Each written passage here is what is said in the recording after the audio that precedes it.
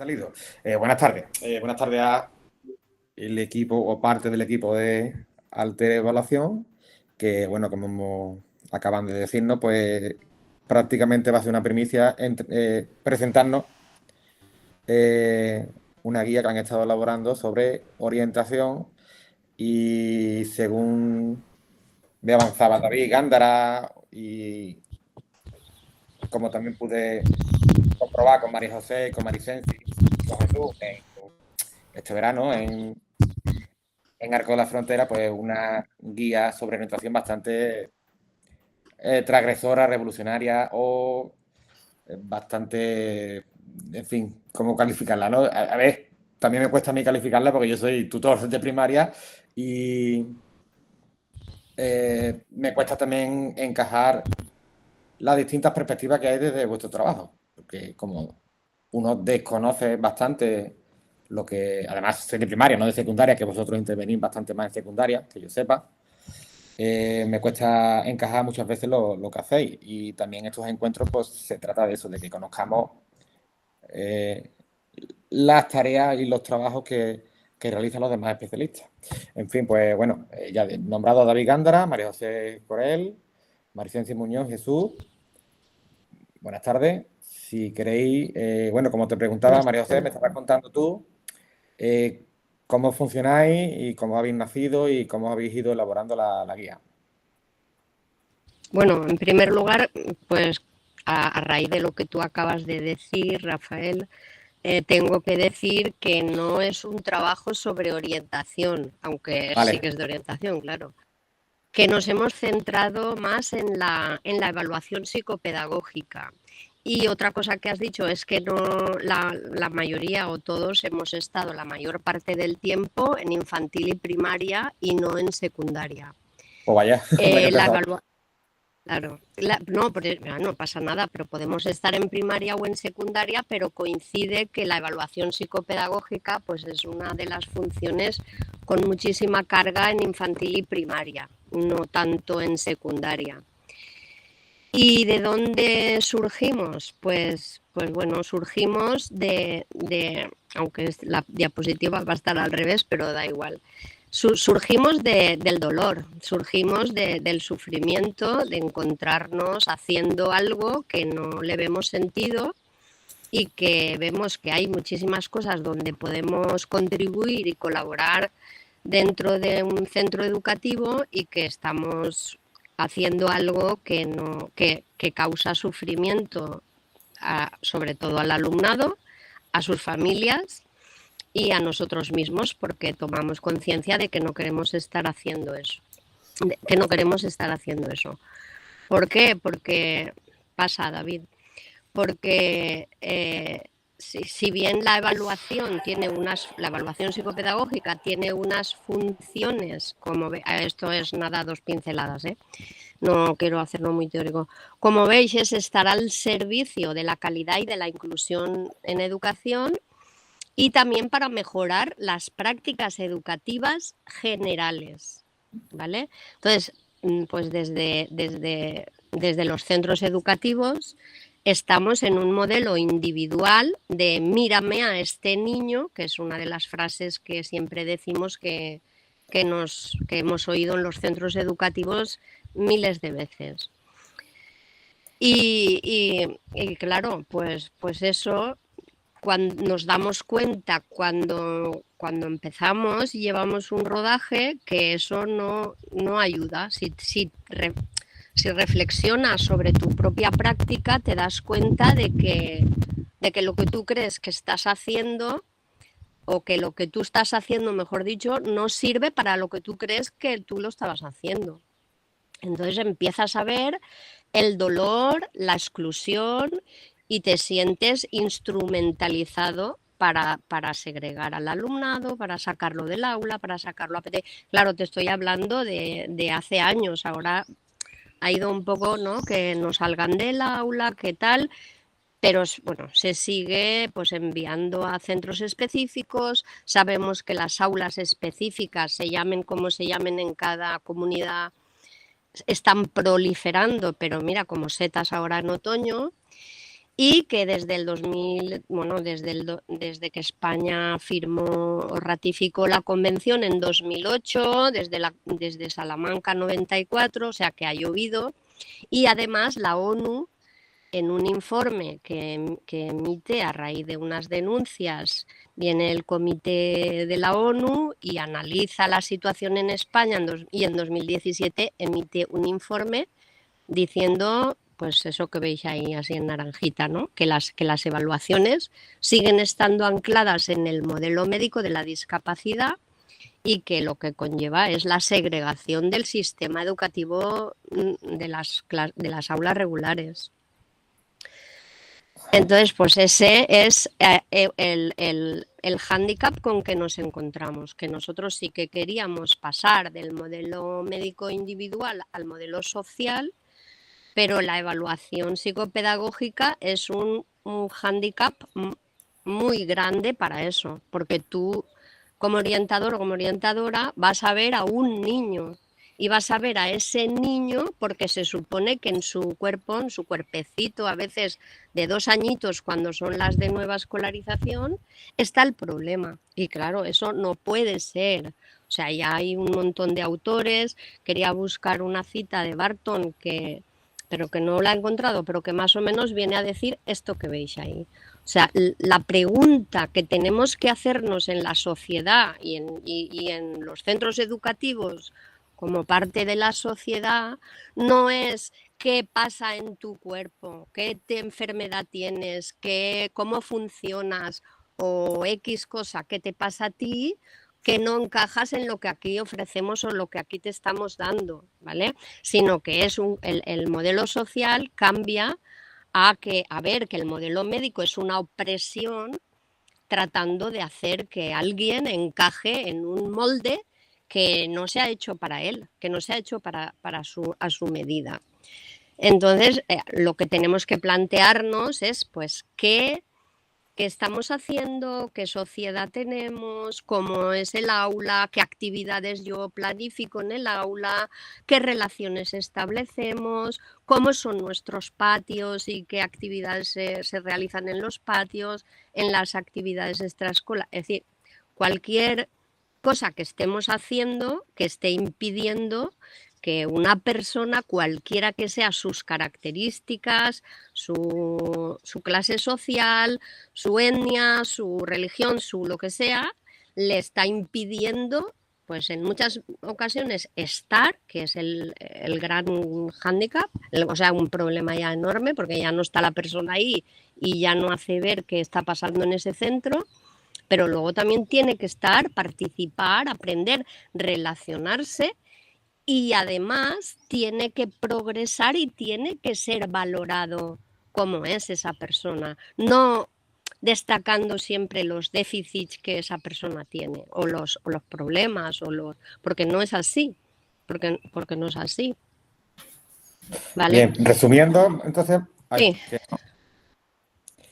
o sea, resumiendo por un poco cambiar el foco del problema. Cambiar Es decir, no el en el niño. foco, claro, cambiar el foco e ir a ver las barreras. O sea, realmente las barreras yo creo que es el gran desconocido en los centros educativos, porque creo que cualquiera que haya estado o esté un momento en un centro educativo va a haber oído que el niño trae estas barreras. No, el niño o la niña no trae ninguna barrera. La barrera está en el contexto y es lo que hay que cambiar. Entonces, pues eso, cuando empezamos a ver pues que queremos cambiar, que esto no tal, claro, pues yo digo siempre que yo me encontré como en un precipicio, que me voy a caer porque no quiero hacer eso, me están empujando a hacer eso, pero tampoco sé qué hacer. Y me siento muy sola porque nadie en ese momento entiende lo que yo planteo. Tal. Luego pues vas encontrando gente, vas haciendo redes y de ese malestar y de ese sufrimiento nos hemos ido encontrando todas las personas que estamos ahí. En 2016 es cuando yo, por ejemplo, conozco a Raúl, que es otro de los que está bastante activo que no está hoy, pero que está bastante activo. Y, en fin, que vamos, pues eso, tomando contacto. En el 2018 nos juntamos en el workshop de Málaga, todos los que estamos en el grupo estuvimos allí, los que hemos estado ahí elaborando la guía. Después, en el 2020, fue a través online de unas conversaciones que se hicieron pues con políticos, con docentes, con alumnado, que fue muy enriquecedor. Y a partir de esas conversaciones, digamos que en ese workshop de Málaga del 2018, ahí surge una línea de trabajo, hay varias líneas de trabajo, y una es la evaluación psicopedagógica, porque ahí nos juntamos más de 100 personas, entre familiares, alumnado y profesionales, y se hace un análisis de cuáles pues los problemas que hay ahora mismo en ese momento en educación, y uno de los que surge es la evaluación psicopedagógica. Entonces se crea una comisión para trabajar la evaluación psicopedagógica. Entonces desde el 2018 venimos trabajando sobre la evaluación psicopedagógica. Pero nosotros mismos no salíamos porque no acabábamos de ver que aunque cambiábamos la evaluación, aunque humanizábamos, pero seguíamos anclados y no podíamos romper lo que os he dicho antes del modelo clínico, del modelo individual, porque seguíamos en esa dinámica. Entonces, sí. Sí, romper, ¿por qué? ¿Porque vosotros mismos no acababais de Porque aterrizar? nosotros conocéis el problema de los 9 puntos de Václavic.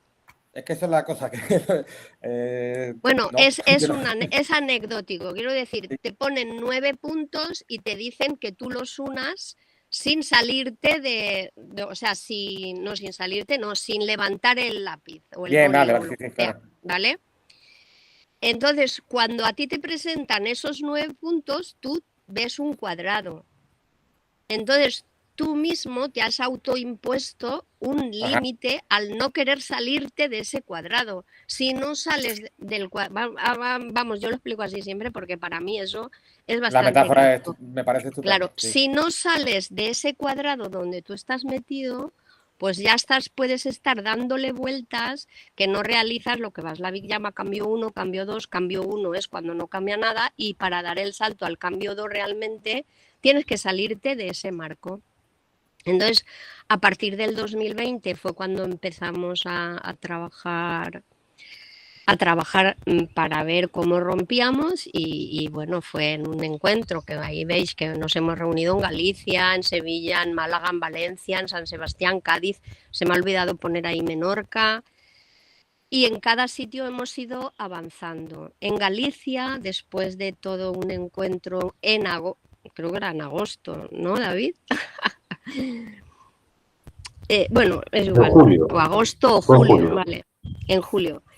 Y después de cuando estábamos llegando al final y ya teníamos un montón de trabajo y tal, hacemos un clic y cambiamos totalmente todo lo que habíamos estado... ¿Cuándo fuimos a Galicia? ¿Qué año era? ¿2021? Pues sí, fue 2021, sí. Entonces fue cuando arrancamos, digamos, el germen, ¿no?, de lo que luego ha sido el modelo que ahora luego os vamos a explicar, y el cambio que eso supone, ¿no?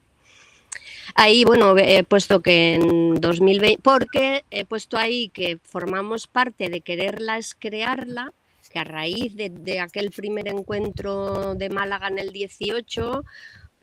no sé, tenéis que conocer la página esa, luego al final está la página web, porque ahí estamos familias, estamos profesionales, están alumnado, el alumnado, no sé si lo conocéis, los estudiantes por la inclusión.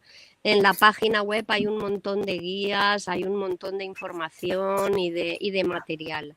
Y ahora, si veis, cada 2 años ha habido un workshop.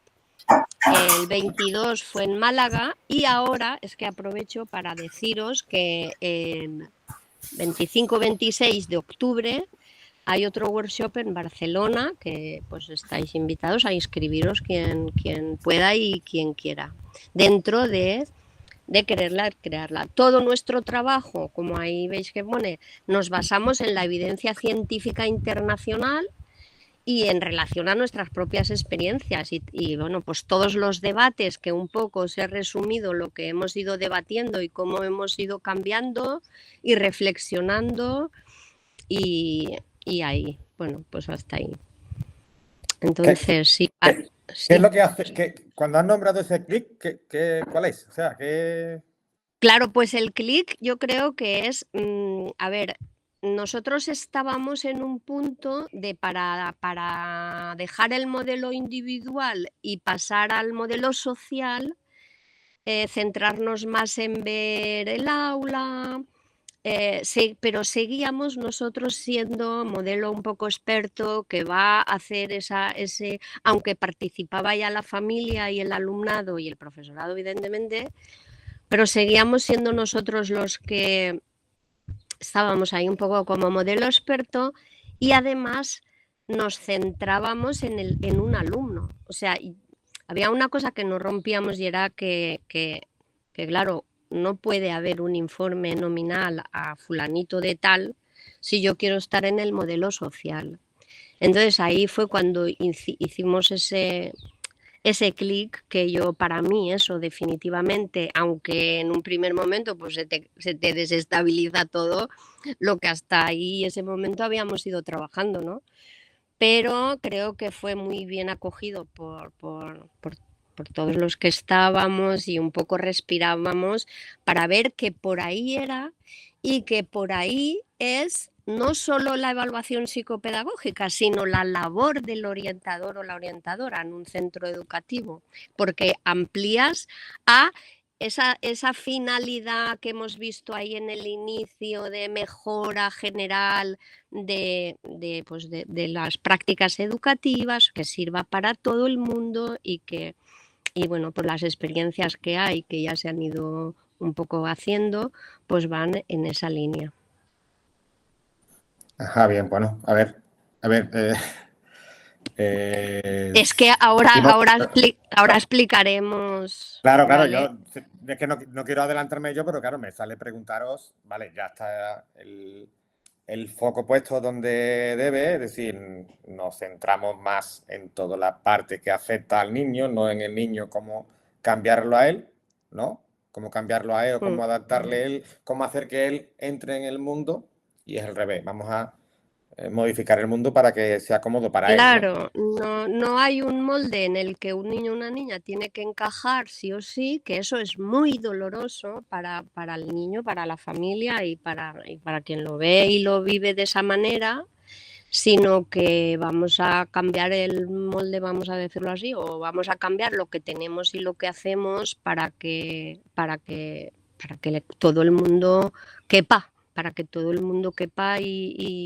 y sea valorado y la escuela deje de ser pues el sufrimiento que muchas veces es, no solo para alumnado a lo mejor que tiene lo que llamamos una discapacidad, sino gran parte del alumnado que no sufre. Bueno, y ahí en la foto que veis que he puesto ahí está Melainsko, y es que la he puesto porque es el que nos hace el prólogo de la guía. O sea, conoce el trabajo que estamos haciendo y bueno, pues estamos muy contentos de que sea Melainsko. Vuelvo a demostrar mi ignorancia. Imagino que es el del centro, ¿no? Por descarte. Es el del centro, sí, es el del centro. Bueno, ahí estamos yo, Nacho Calderón, Jesús, Vicky, que no está aquí hoy, Melainsko, Raúl, que tampoco está aquí hoy, Marta, que al final no ha podido estar, Marisensi, Susana y David. Claro, bien.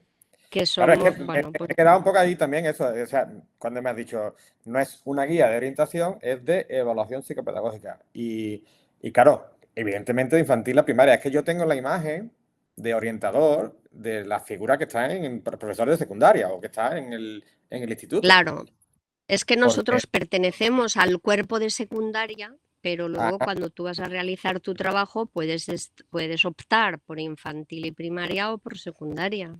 Claro, pues yo entre los otras que cosas, porque hay conozco más, pero... no están in situ en el colegio de primaria, sino que están, o que van de vez en cuando, al menos los que conozco yo, ¿no? Están en su centro y van yendo Pero es que cubren determinados centros, ¿no? esa organización es que ya depende de comunidades De la autónomas comunidad, claro. que varía. Por ejemplo, nosotros en la Comunidad Valenciana, en el 2020 o 21, no recuerdo ahora, desaparecieron los servicios psicopedagógicos, íbamos una orientadora para 2 o 3 centros o más, y o sea, estamos dentro del claustro, aunque sea un centro de infantil y primaria, Pues, y en general estamos solo en un centro educativo ya. pues más que necesario, pues nosotros, ya te digo, a mí no me viene la imagen, es que no, en nuestro claustro nosotros conocemos al orientador nuestro o al psicólogo que viene los jueves, pero si hacemos un claustro, él, porque él tiene su propio equipo y su propio centro, y él va a varios centros y va estudiando a los niños, eso, lo que estás diciendo, ¿no? Estudia o trabaja con los niños que considera o que se le detecta algo y eso, bueno, lo que intentáis romper, ¿no? Claro, no, y es que aunque yo te haya dicho, claro, nosotros íbamos por cambiar la evaluación psicopedagógica, pero al final la guía y el trabajo que se plantea en la guía, cualquier orientador ya no es para la evaluación psicopedagógica, o sea, rompe con ese esquema totalmente. Quiero decir que cualquier orientador de primaria, de secundaria, puede venir bien para mejorar en general el centro educativo. Bueno, ya lo veis ahora cuando entremos en harina. Pues dale, que hay ganas de verlo. O darle. Bueno, voy a seguir yo un poquillo, ¿vale? María José ya ha pasado por encima de un montón de cosas.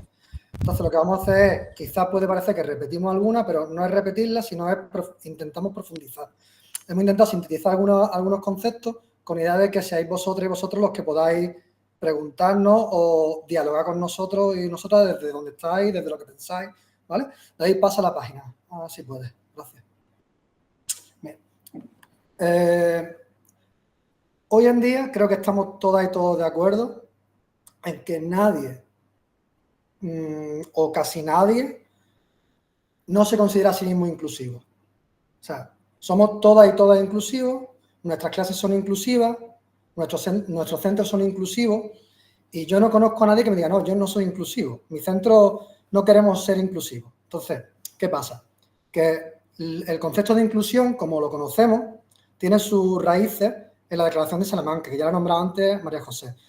En el 94, o sea, en pleno proceso aquí en España de integración, surge un movimiento que dice, discúlpenme, no es suficiente con que los niños y las niñas estén ya en los centros con los compañeros, hay que hacer algo más, ¿no? Que no haya esos itinerarios tan separados, ¿no? Además, el concepto de inclusión, como digo, que ya tiene 30 años, si se hubiera logrado, si hubiéramos alcanzado ya aquello que se pretendía, no estaría dentro de los objetivos de la Agenda del 2030, y es el objetivo número 4. Por tanto, 30 años después, podemos decir, sin miedo a equivocarnos, que la escuela sigue sin ser inclusiva. Eso es una afirmación que nadie que entienda lo que significa inclusión y que no se deje arrastrar por el lenguaje políticamente correcto puede negar. O sea, la escuela sigue siendo sin ser inclusiva porque si no, no tendríamos que ponerlo como un objetivo del 2030. Estamos en el 24. Entonces, la ONU ya en 2013 continuaba en la línea de la Declaración de Salamanca diciendo que la inclusión es un derecho fundamental. Por tanto, no es una opción. Yo no puedo elegir si mi colegio público es inclusivo o no es inclusivo. Es un derecho fundamental, ¿no?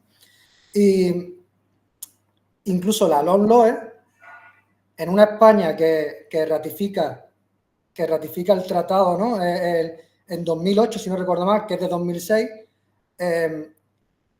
reconoce el derecho a la educación inclusiva, pero, curiosamente, anda pleiteándose con familias porque sigue vulnerando esos derechos, ¿no? Hasta hace poco, Alejandro, ¿no?, y su hijo Rubén han ganado algunos, digamos, juicios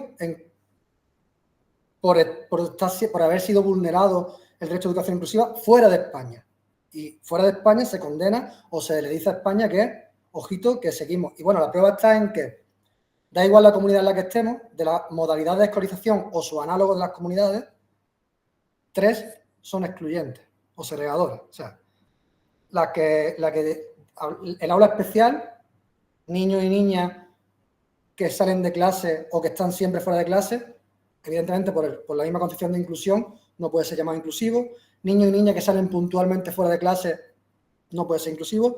Centros de especial que están arquitectónicamente separados de sus compañeros no puede ser. Por tanto, en nuestra normativa interna seguimos fomentando una organización escolar excluyente y segregadora. Pasa la diapositiva, por favor, David. ¿Se ha levantado? Ahí está. Gracias. Ahí tenéis 2 ejemplos, ¿no? Uno de la Convención de los Derechos de las Personas con Discapacidad, que es un organismo o un órgano, creo que con bastante legitimidad, ¿no?, en el que se expone que es imprescindible transformar la escuela para poder hablar de educación inclusiva. O sea, no podemos ponerle añadido, no es una cuestión meramente técnica o de pequeños cambios, es una cuestión que requiere la transformación de las prácticas, la cultura y las políticas escolares, en toda su magnitud. Y la UNESCO nos señala, hace relativamente poco, lo que decía antes María José, ¿no?, que debemos cambiar la mirada. Justamente el workshop en el que nos reunimos en 2018, que empezó a aglutinar un poco el movimiento, tenía como subtítulo cambiar la mirada, era algo así, ¿no? Era algo así como cambiar la mirada. Y con esto queremos decir que hay que dejar de pensar que el problema lo tiene un niño o una niña en su cuerpo, y en realidad el problema está en nosotras y nosotras como institución, que no sabemos dar respuesta, no sabemos acoger, no sabemos cuidar a los niños y a las niñas. Entonces no es tanto dificultades de aprendizaje, si me apuras son casi más dificultades de enseñanza, ¿no?, que tenemos nosotros y nosotros. Pasa, David, por favor. Vale, esto es una cosa con lo que David dijo, el colectivo tiene muy claro lo que es y lo que no es, pero yo lo pongo. ¿Por qué? Como digo, no es una cuestión técnica. Ahí tenemos un gráfico de lo que sería la transición hacia la cultura de la diversidad, ¿no? Y yo lo pongo porque yo doy clase, yo soy profesor en la Universidad de Málaga y doy clase a profesorado, o sea, a futuros maestros y maestras y a profesorado de secundaria, ¿no?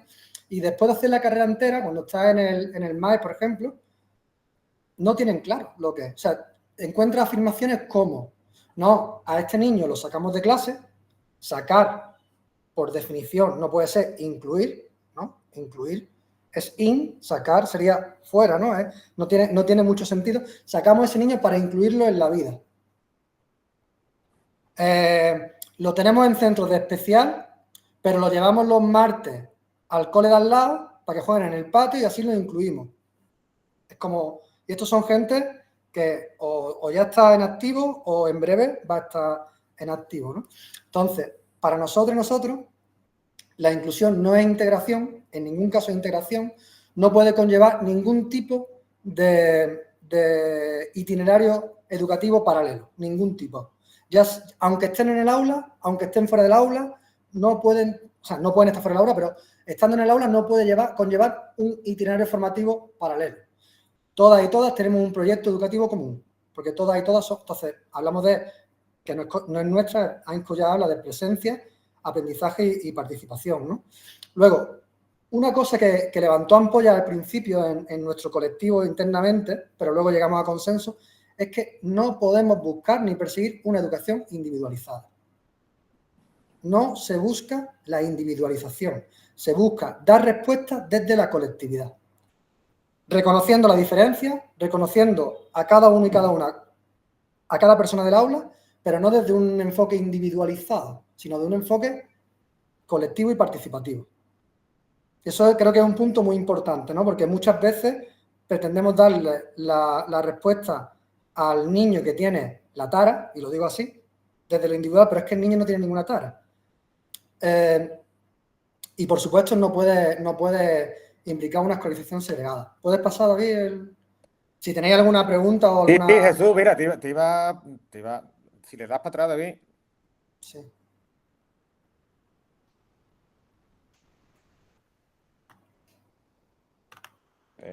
David, ¿le puedes dar para atrás el gráfico? Sí, a ver, yo creo que está claro, ¿no? Pero, ¿qué diferencia entre inclusión y enseñanza para la diversidad? Porque, o sea, veo que hay más colores, aunque soy daltónico, pero Sí, ¿cuál que es la diferencia? como yo lo entiendo, no hablamos de una masa homogénea o de una normalidad y ¿Una mayoría? de gente con peculiaridades, sino que todo, o sea, no existe esa normalidad, no hay nadie verde. Vale, de acuerdo. ¿Eso era verde? Vale. Sí. Bueno, y también comentaros, porque creo que puede venir al hilo de lo que habéis estado charlando, esto, para que se entienda un poco dónde estamos, la normalidad rige la escuela. Ahora mismo la normalidad es un concepto central de la escuela. Nos guste o no. Sí, de ahí es difícil despegarse. Y la psicometría era la piedra angular de la evaluación psicopedagógica contra la que queríamos luchar, ¿no? O la que queríamos deconstruir. ¿Por qué? Porque la psicometría lo que... mira, aquí en estado de perspectiva, gracias David, estás adelantado a... la psicometría históricamente ha perseguido el control y el dominio de los sujetos. O sea, los test de inteligencia se han usado para demostrar científicamente, entre comillas, que los negros son inferiores que los blancos y que las mujeres son inferiores a los hombres. Eso sí, históricamente hasta hace 2 días. Incluso hay algunos académicos que se resisten a abandonar esas ideas, ¿no? Entonces, la psicometría ya nace desde la intención de dominio y de control. Además, la psicometría intenta reducir algo, para empezar, la inteligencia, que es la piedra angular de la psicometría, es algo que no se ponen de acuerdo a día de hoy los psicólogos de definir. No sabemos qué es la inteligencia. Cada uno dice, pues es lo que mide mi test o es lo que me parece a mí, ¿no? Entonces, no sabemos lo que es, pero lo medimos con numeritos. Y además el numerito es tan pesado que cualquiera que haya sido orientador y haya utilizado el famoso WIS o cualquier escala, cualquier test, sabrá que el peso que tiene es enorme. O sea, si un WIS te arroja a ti un 72 DCI, es un 72 DCI y difícilmente puedas luchar con eso, ¿no? Entonces, estamos en contra de la psicometría, estamos en contra de la normalidad y del concepto de inteligencia clásico, ¿no? Porque, como digo, vosotras y vosotros, ¿no? Que muchos sois maestros y maestras, cuando hablamos de evaluación, nos gusta separarnos de la calificación, ¿no? Porque reducir el aprendizaje a un número nos parece poco más que absurdo, ¿no? Es fantasía, es injusto, no es posible, ¿no? Por más que queramos rubricar y hacer, pues imaginaros la inteligencia, ¿no? Que es algo todavía mínimo tan abstracto como el aprendizaje. Y esto se entiende mejor cuando lo vemos en el marco del modelo social de la discapacidad que adelantaba María José. ¿Esto qué quiere decir? Os pongo un ejemplo de cómo lo entiendo yo y si algún compañero o compañera mía quiere matizar, que matice. Yo cuando hablo con mi alumnado, les pregunto, imaginaos que tenemos delante a una persona con decir, y digo yo en ese lenguaje, una discapacidad, dice, trastorno autista o lo que sea, ¿no? Digo, perfecto, tenemos una persona con trastorno autista. Imaginaos que soy yo, ¿vale? Señaladme mi discapacidad. Y algunos dicen, no puedo, sí puedo. Digo, vale, imaginaos que me falta una pata. Señaladme mi discapacidad y me señalan la pierna, ¿no? Vale, perfecto. Ahora volvemos al otro, ¿no? Entonces, hay quien se aventura y te señala, pues, el cerebro, ¿no? Pero la gente suele señalar en alguna parte de mí, porque tengo trastorno autista, ¿no? Y esto lo que quiere decir, como yo lo entiendo, es que el modelo social de discapacidad rompe con eso. Nadie tiene discapacidad. Ejercemos relaciones discapacitantes y la discapacidad es un tipo de relación de dominio y de poder. O sea, tú eres tonto porque yo soy listo. Y tonto significa que eres menos humano que yo. Yo soy más que tú. Entonces, es una forma de legitimar cierto poblaciones sobre otras, como en el caso de, por ejemplo, ha pasado con las mujeres y los negros, por ejemplo, ¿no? Para salirnos un poco de la discapacidad, o de señalar qué es la normalidad. La normalidad es lo que un grupo de señores, normalmente de Occidente, se han sentado para decir que es lo normal. Y lo que está fuera, ¿no? En el DSM, creo que 3, ser homosexual era discapacidad, ¿no? Si no recuerdo mal.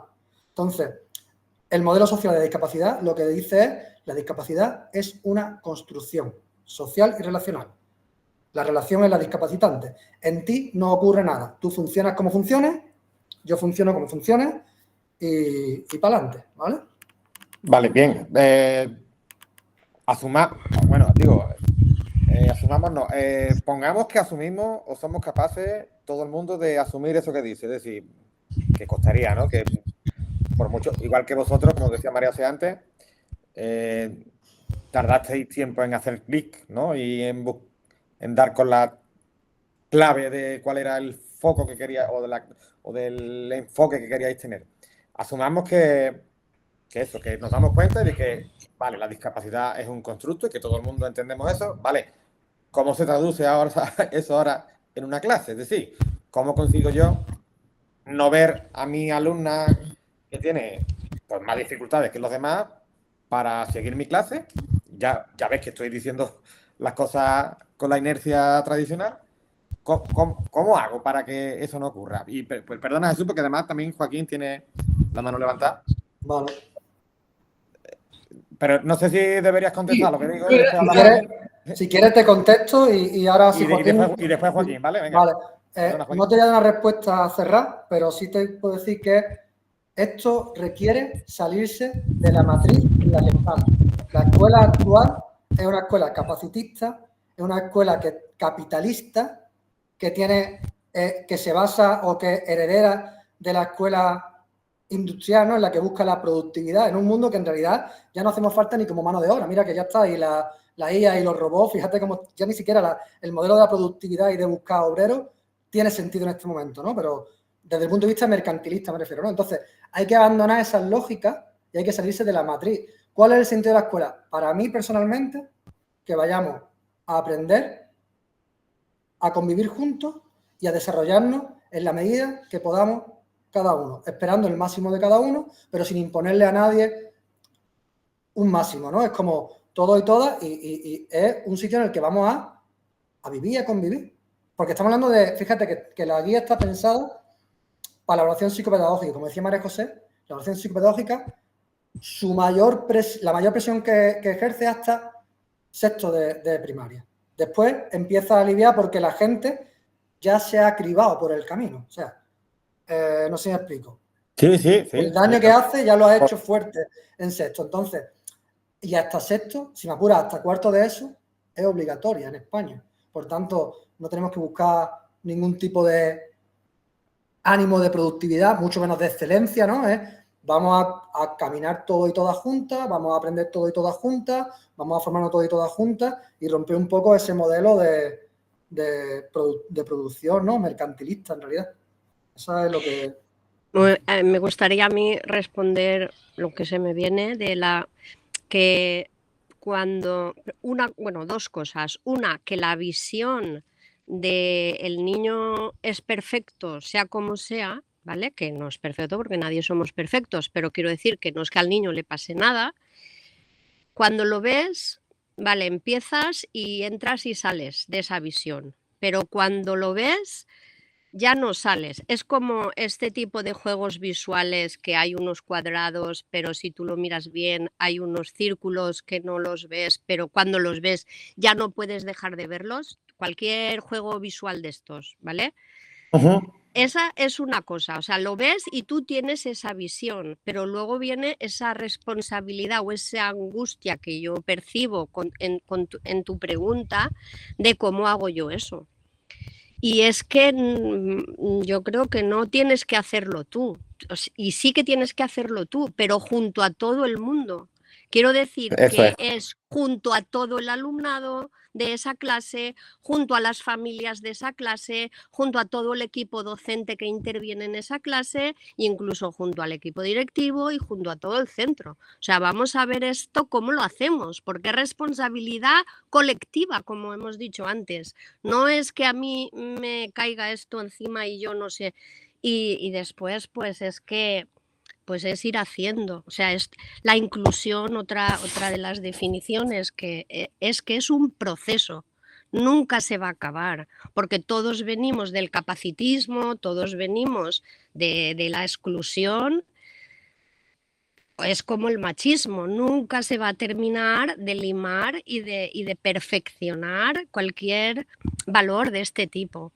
Entonces es ir haciendo. Lo primero es verlo, que lo que yo estoy haciendo tengo que cambiarlo. No sé cómo, que era lo que yo os decía antes. No sabíamos, eso es otro dolor. De ahora yo, ¿qué hago? Yo esto no lo quiero hacer, pero ¿cómo hago? No sé. ¿Vale?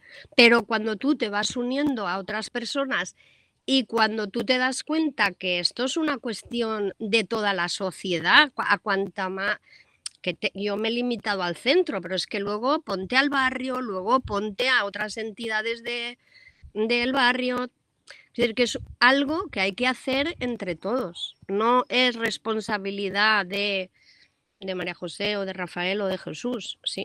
Y también es mi parte de responsabilidad, claro.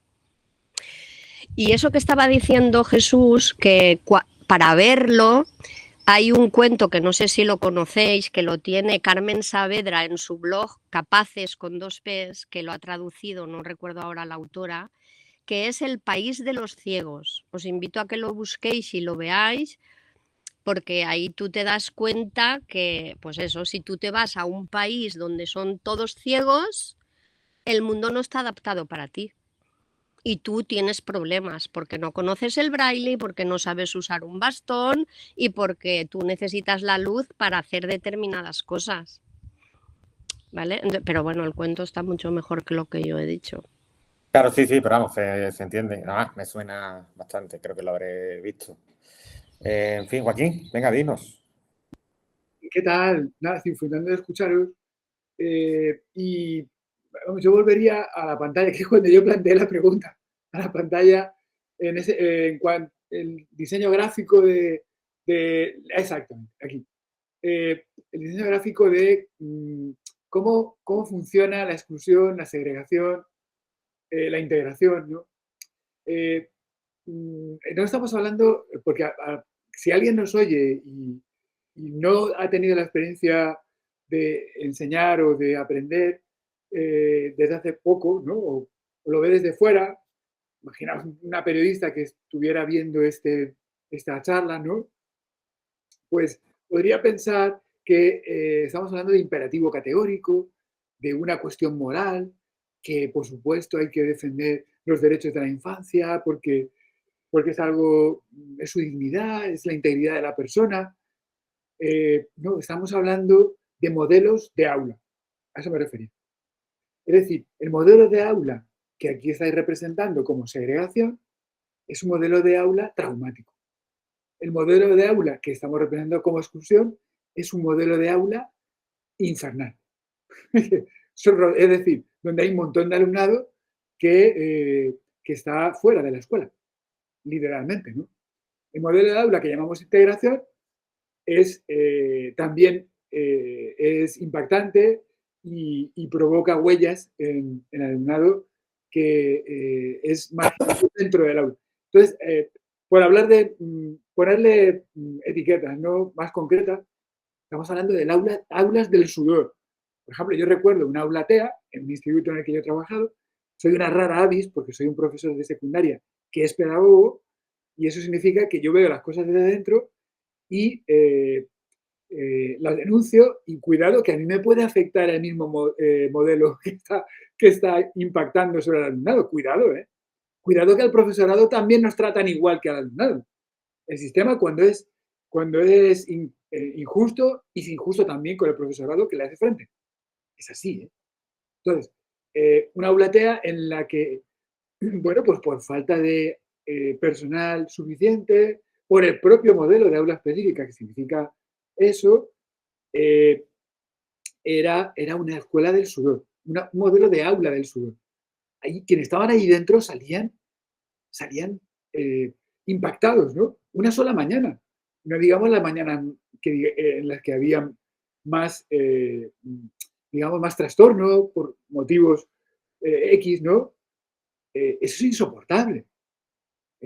Muchos niños con una determinada dificultad de aprendizaje después de una evaluación psicopedagógica, almacenados y encerrados en un aula, provoca traumas. Y los niños se rebelan, a veces con violencia. Claro, es así. Eso es insoportable. Pero, y las escuelas de integración, donde, por decirlo así, la inclusión se ha quedado a mitad de camino, ¿no? Y dicen, no, sí, hay incluso aulas que se llaman de integración, que te dicen, no, vamos a sacar al niño unas horitas y luego la metemos otra vez, ¿no? Por ejemplo, las aulas de ATAL. Las aulas de ATAL, donde dicen, no, nosotros vamos a enseñar español al alumnado de incorporación tardía y luego lo vamos a recuperar para el aula. ¡Qué bien! Chulo. Esos niños siempre suspenden. Siempre repiten curso. Vamos, de cajón. Repiten curso, punto. Y resulta que cuando llega al siguiente curso, pues no saben suficiente español para seguirlo. Y ya no está el aula, ya no está el dispositivo a punto para ayudarles a sentirse incluidos en el aula. Entonces, es ese modelo de integración. Consecuencia que el niño se va apagando como una vela. Y deja de venir finalmente. Absentismo. ¿Qué provoca? Absentismo. O eso, o se convierte en un lado disruptivo que se divierte armando gresca para que al menos tenga un papel en la sociedad, ¿no? Tenga un papel en la sociedad. Entonces, a eso me refería. Que el problema no es moral. El problema no es nosotros defendemos el derecho. No, no. Defendemos la vida. Somos personas cuidadoras que pensamos en las personas y en los efectos que tiene ese sistema y, por supuesto, y no pensamos solo en unas personas, sino pensamos en todos, porque el efecto de esas aulas del castigo, aulas del sudor, aulas de la criba, o las aulas limbos, donde, por ejemplo, se fabrica un aula con un grupo bueno, ¿no? Se llama el grupo bueno, donde todos tienen que estudiar a tope, ¿no? Porque como es el grupo bueno, encima les exigen más. Exámenes todas las semanas, ¿no? En ese limbo purgatorio que es la escuela para la vida de mañana. Esto es para mañana, chicos, chicas. Sufrid porque luego disfrutaréis en el paraíso.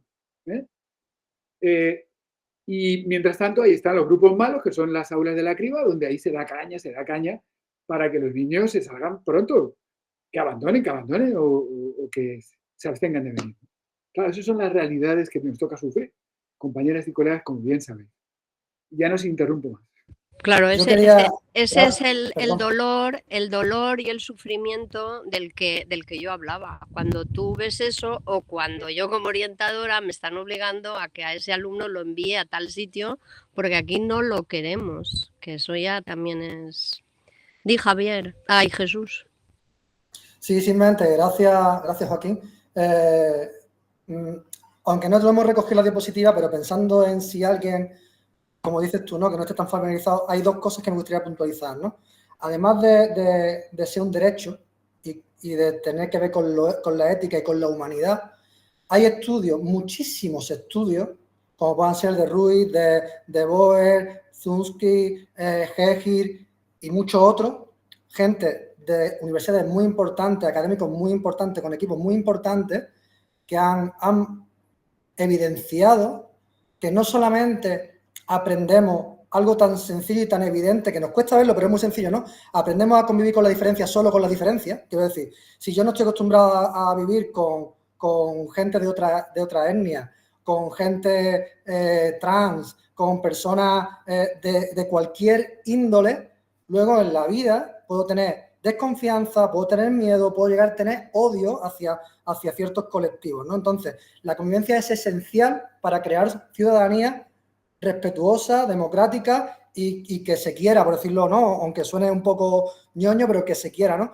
Se respete. Pero es que han demostrado que desde el punto de vista lo que llamamos académico y de resultados, se aprende mejor en la diferencia. No solamente las personas que nombramos con la discapacidad, sino las personas que escapan a esa etiqueta. Todos y todas aprenden mejor. Entonces, está más que demostrado y no tenemos que discutir esto, ¿no? Y luego, hacer una puntualización que es muy importante para estas personas que hemos dicho que pueden ver el vídeo, y es que en la escuela actual, como decía María José, ha pasado un poco de puntilla.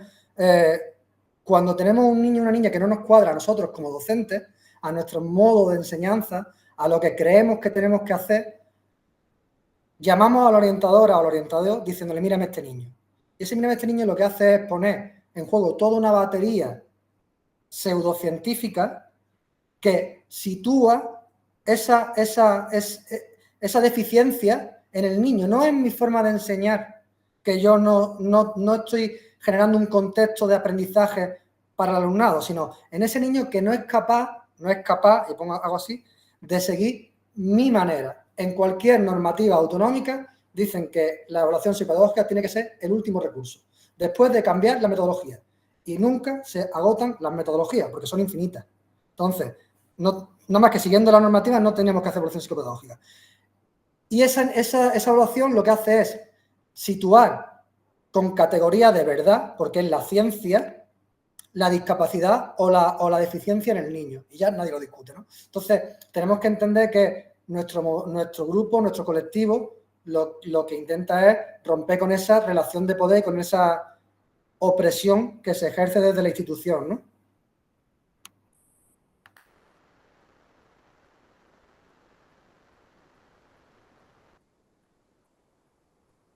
Sí, bueno, pues continúa por donde iba ahí a seguir antes, que estabas tú, Jesús. Eso es lo que te preguntaba. ¿Qué hacemos? Venga, ¿estamos de acuerdo? ¿Qué hacemos ahora? Venga. Antes de qué hacemos, creo que Marisensi nos va a contar Claro, porque un yo poco... creo que estaba pensando en, mírame, este niño no, o es que además me estoy acordando de una frase de llegó un niño al colegio y un compañero le dijo a la maestra de PT, a mi compañera de PT, que además me estoy acordando también de otra anécdota que contaste allí en Arco, dijo, ese niño viene para ti. Y vamos a ver, ese niño es del colegio, ese niño es para todo, es para ti también, o sea, que ese niño es de todo. Y dijo esa frase, entonces... Si yo te estoy diciendo que vale, que yo estoy convencido y cualquiera, y me costará trabajo cambiar la inercia. Pero es que hay mucha gente que no, o sea, que dice, no, es que viene para ti. No, ese niño de todo, del colegio. Si quiere, la maestra de PT tendrá que verlo más, pero con esa actitud va a ser difícil. Vale. Yo no te voy a responder ahora mismo, pero sí te digo que con el enunciado que tenemos aquí, tenemos una situación problemática. Eso es indiscutible. Hay algo a lo que no sabemos dar respuesta, ¿no? Porque tampoco vamos a culpabilizar al docente o la docente que presuponemos que siempre quiere hacer su trabajo. No, claro, a mí lo que se me ocurre es ¿qué puedo hacer yo? Decir, claro, entonces, ¿qué hago yo? Tenemos una situación problemática, que es que no sabemos dar respuesta a una situación, no a un niño o a una niña, a una situación. ¿Vale? Pues en esa situación tenemos una serie de premisas o principios que hemos llegado al consenso de que no podemos utilizarlo, ¿no? Por eso decía que no todo vale para dar respuesta, porque hay muchas formas de dar respuesta ante una problemática, ¿no? Y ahora, si quieres, que Marisensi tome el relevo y nos cuente un poco esas líneas rojas por las que nosotros y nosotras no queremos transitar. Vale. Bueno, buenas tardes, lo primero. Cuando termine lo que me he preparado un poquito de hablar, si te parece, me repites la pregunta que has hecho, Rafa, y a ver si lo podemos hilar, ¿vale? A ver cómo te respondería yo a esa pregunta, ¿vale? O incluso cómo responderías tú a esa pregunta que has hecho, ¿vale? Ajá. Bueno, a ver, primeramente, pues me gustaría empezar a contar un poquito, aunque algunas cosas redunde, no sé si, espero que no ser tediosa, ¿vale? Me gustaría empezar contando el cómo y el por qué formo parte de este colectivo Alter Evaluación, que también lo has preguntado al principio. Pues bueno, desde que yo recuerdo me he sentido activista educativa y siempre he tratado de defender los derechos de la infancia y de la juventud.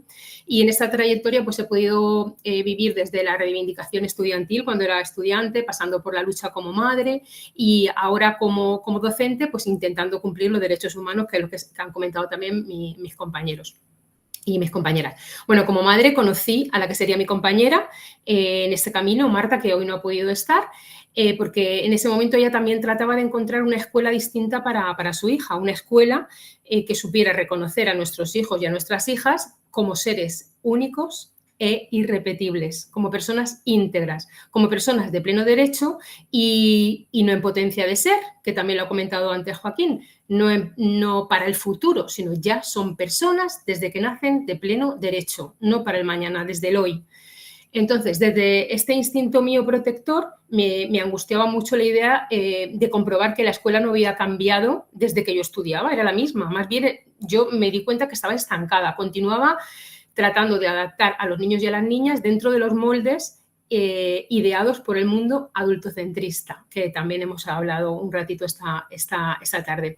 Tratando de moldear, tratando de clasificar, de etiquetar, de calificar, de las calificaciones son aterradoras también, de separar y de juntar según la escuela le convenía.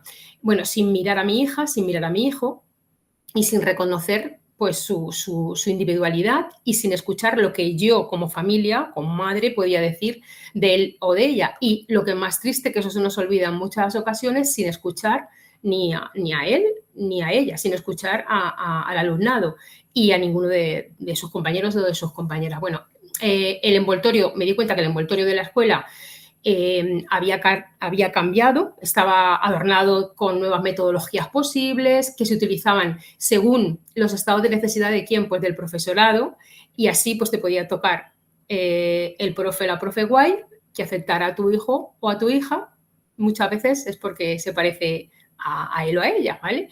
O sea, era como una especie de lotería. Y bueno, en esta búsqueda de una escuela que supiera reconocer a nuestros hijos y a nuestras hijas, nos encontramos con otras familias que andaban buscando lo mismo en el workshop que antes hemos comentado. Nos dimos cita en el workshop de Málaga y así es como asistí primero como madre. En ese momento asisto como madre y allí sentí que nuestra lucha personal como familias pues coincidía con las luchas de otras familias que habían sufrido pues mucho maltrato, como comentaba también antes María José, por parte de esta escuela que segregaba. Entonces, allí me di cuenta que siempre había un hijo o una hija de alguien que no era visto, un alumno o una alumna que no era reconocida y tenemos claro, si hiciéramos esta pregunta, qué es lo que busca un niño o una niña en sus iguales, pues busca el reconocimiento. ¿Qué buscamos en nuestra sociedad? Buscamos el reconocimiento como personas. Entonces, hablando un poquito podemos hablar de los nadies que nombraba Galeano, y que Coral Elizondo, voy a leer ahora una frase suya que dice que los nadie en la escuela son todos los niños y niñas que suponen un número asociado a recursos. Estos recursos que tantas veces demandamos y bueno, ahora seguiré comentando. Y también estos nadie son las personas invisibles, apáticas, inconformistas, inseguras, vergonzosas, movidas, rápidas, lentas.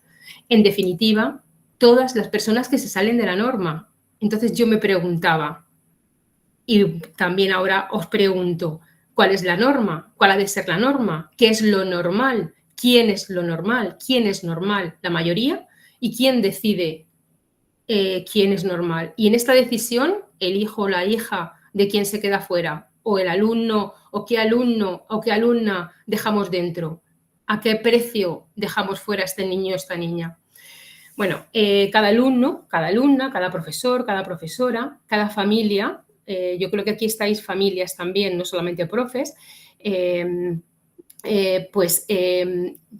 cada familia tenemos algún hijo que en algún momento no encaja dentro de esa norma y probablemente la escuela va a tratar de hacer lo posible por meterlo dentro de ese molde, sufra o no en el intento de meterlo en ese molde. Y bueno, el tiempo pasa y paradojas de la vida, pues ahora soy orientadora. Entonces, ahora soy yo aquí en la escuela exige ser experta en catalogar, en clasificar, en decidir qué niño necesita recursos a costa de qué, de ser etiquetado, encorsetado dentro de un molde, a costa de lo que hemos estado viendo, a costa de hacer sufrir las rozaduras del maltrato.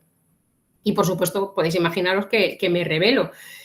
Por supuesto que, siendo consecuente, trato de alinear lo que hago, lo que tengo que hacer. Todo esto gira en torno a la pregunta que has comentado. O sea, trato de alinear lo que hago con lo que pienso y con lo que siento. Entonces me posiciono. ¿Cómo me posiciono? Defendiendo la única escuela posible, la escuela inclusiva, la escuela que ve y que reconoce a cada alumno y a cada alumna, tal y como son, poniendo el valor en su esencia como personas, no personas que van a ser, si van a ser productivas o no, o lo que serán el día de mañana, sino como personas veo a la persona, ¿vale? Y entonces así me encuentro formando parte de este grupo maravilloso de Alter Evaluación.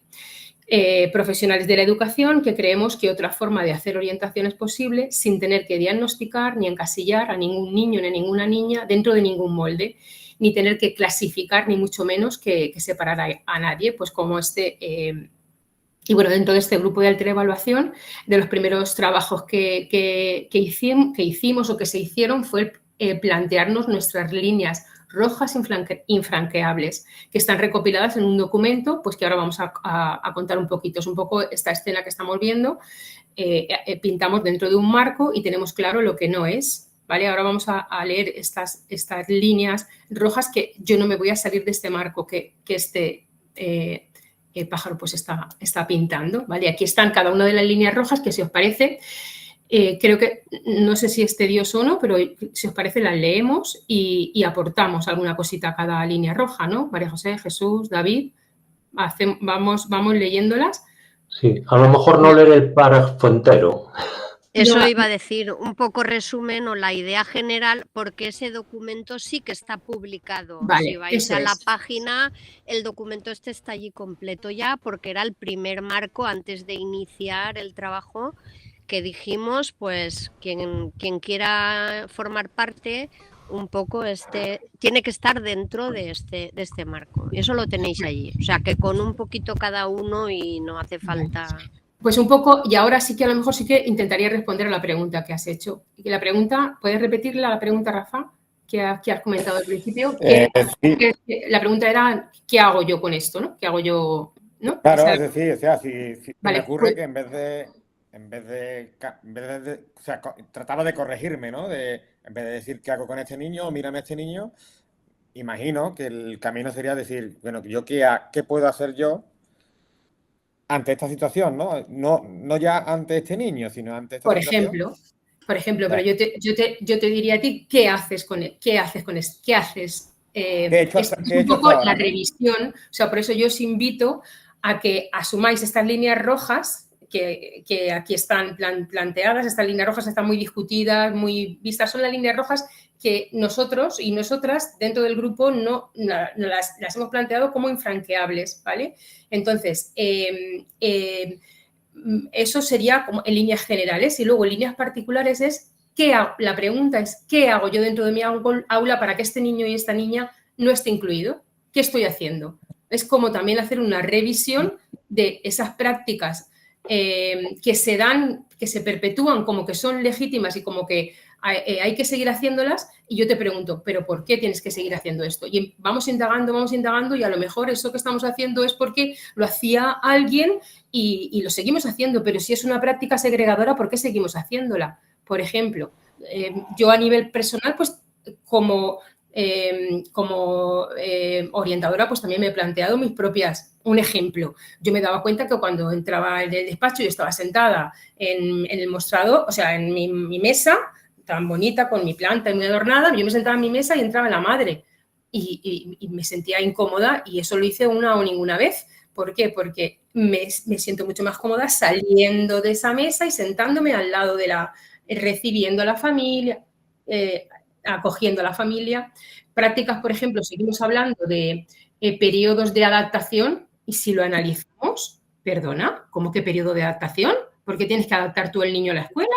En infantil hablamos de periodo de adaptación como que es normal que hablemos de periodo de adaptación. Es una barbaridad si analizamos pero ¿por qué vas a adaptar al niño o a la niña a la escuela? Será momento de acogida del niño o de la niña en la escuela. Y nadie nos hemos planteado que esa frase de periodo de adaptación es una barbaridad.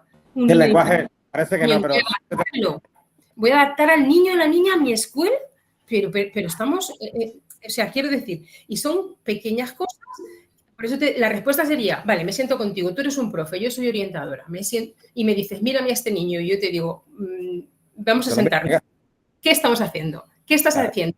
Voy a ayudarte, ayúdame tú a mí también. Yo no soy la experta, yo te tengo que escuchar a ti lo que estamos haciendo. ¿Qué prácticas estamos haciendo con este peque para que no esté incluido? Por ejemplo, pero yo no voy no vamos de expertos de que tenemos todas las respuestas, ¿vale? Toda esta guía va en torno a eso. Es un trabajo colaborativo, es un trabajo en el que vamos a responder a la situación que yo tengo en este momento en mi aula, en mi centro, pero no con este peque, con este niño en concreto. No sé si con esta respuesta te... Sí. Antes de Jesús, Marisensi, si no te importa, iba a proponer yo que primero hablemos de las líneas rojas, porque en la siguiente fase ya vamos a contestar bastante a la pregunta de Rafa. Entonces nos centramos en las líneas rojas. Perdón, Jesús, que te pisé. Era justamente eso, que creo que vale. Las líneas rojas tienen mucha entidad, tenemos que verlas y justamente vamos a empezar la fase que se encarga David, entrando en esa, desarrollando un poco la pregunta esta, ¿no? Entonces, para que avanzásemos si podemos. Vale, pues si queréis, como leerlas sí que sería tedioso. Si me podéis ayudar a lo mejor a hacer una síntesis de... Venga, yo te hago de sintetizador. La línea 1 nos dice que no podemos vulnerar los derechos humanos. Podemos ir diciendo una síntesis y quien quiere intervenir que lo haga rápido. Es que veréis, habíamos hablado entre nosotros de que cada bloque llevaba media hora, con lo cual ya tendríamos que estar por la mitad del tercer bloque y estamos empezando el segundo. Pero bueno, venga, el segundo. Hay que contar con las voces del alumnado y las familias. La tercera. El modelo para abordar la discapacidad tiene que ser el de social y los derechos, y no el modelo clínico, que esto ya hemos hablado antes largo. Si realmente las líneas resumen lo que ha hablado antes Jesús y María José, incluso Joaquín. El cuarto, no podemos aceptar las categorías diagnósticas como forma de evaluación psicopedagógica. Voy a hacer una pausa de unos segundos para que alguien piense alguna cosa que decir. O sea, yo ya no tengo alumnos... Cualquier categoría diagnóstica, ¿vale? Cualquier. Yo ya no tengo niños TEA. O no voy a tenerlos, ¿no? ¿A eso os referís? No. Tú lo tendrás, pero eso es una categoría clínica que le da el médico, no la evaluación psicopedagógica. De acuerdo, vale.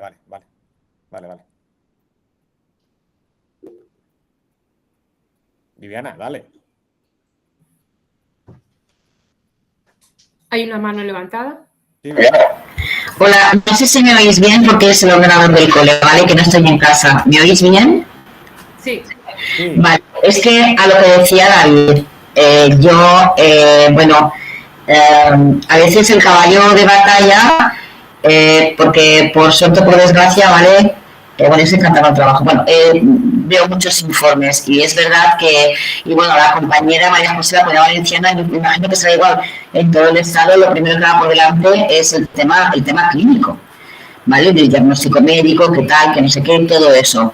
Y a veces, las orientadoras y los orientadores de orientadoras, porque mayoritariamente son mujeres, ¿vale? El trabajo es otro, no tienen por qué pasar unas pruebas clínicas, unas pruebas diagnósticas que a quien corresponde, son a los profesionales y a las profesionales del sector, es decir, o al psicólogo o al psiquiatra. Entonces, claro, a mí me enerva cuando me he encontrado con informes y con orientadores y orientadoras. Voy a decir en general, ¿vale? Pero hay gente que lo está haciendo muy bien también. Es decir, que lo primero que va por delante es le pasan una prueba clínica ¿vale? A lo mejor una prueba psicológica, tú no eres psicóloga y aunque lo seas, en el centro estás ejerciendo como orientador o como orientadora y le cascan al crío un diagnóstico que dices, a ver, es que esa no es tu función. Es que, a ver, discúlpame, es que para eso están las uñas, por ejemplo, ¿vale? O los psicólogos o los psiquiatras, es decir, entonces, ¿qué es lo que hacen? Le cascan ya a la niña un diagnóstico médico, se nos reúnen todos y dicen, uy, es que este ping-pong, pero a ver, almas de cántaro. A mí me llama sobre todo mucho la atención cuando es el tema infantil, ¿no? Y eso que en el decreto de orientación de la Comunidad Valenciana, a ver, infantil tiene que estar, lo pone muy claro. Para mí el decreto de orientación de aquí es muy bueno. Espero que no lo cambien, pero me gustaría que se pusiera mucho más en práctica. Es decir, que infantil los niños tienen que ir al ordinario, al aula ordinaria normal y corriente. Y me llama mucho la atención que cuando se hacen valoraciones psicopedagógicas es como si el desarrollo, fijaos, el desarrollo evolutivo de los niños y de las niñas todos fueran al compás, a la misma marcha. A ver, almas de cántaro, infantil, que parece que a los 4 años y medio todo el mundo tiene que saber sumar. A ver, almas de cántaro, que un niño vaya un poquito más lento no significa que tenga un trastorno y vamos a pasar una prueba. Entonces, creo que con respecto a ese tema se ha ido la cosa bastante de las manos, desde mi punto de vista, desde mi opinión personal. Yo entiendo que el papel de orientador o orientadora es otro, es acompañar, es guiar, trabajar con la familia, trabajar con los docentes, no hay de pasar pruebas. ¿Entendés lo que os quiero decir? O sea, pruebas que corresponden al campo de la psicología o de la psiquiatría.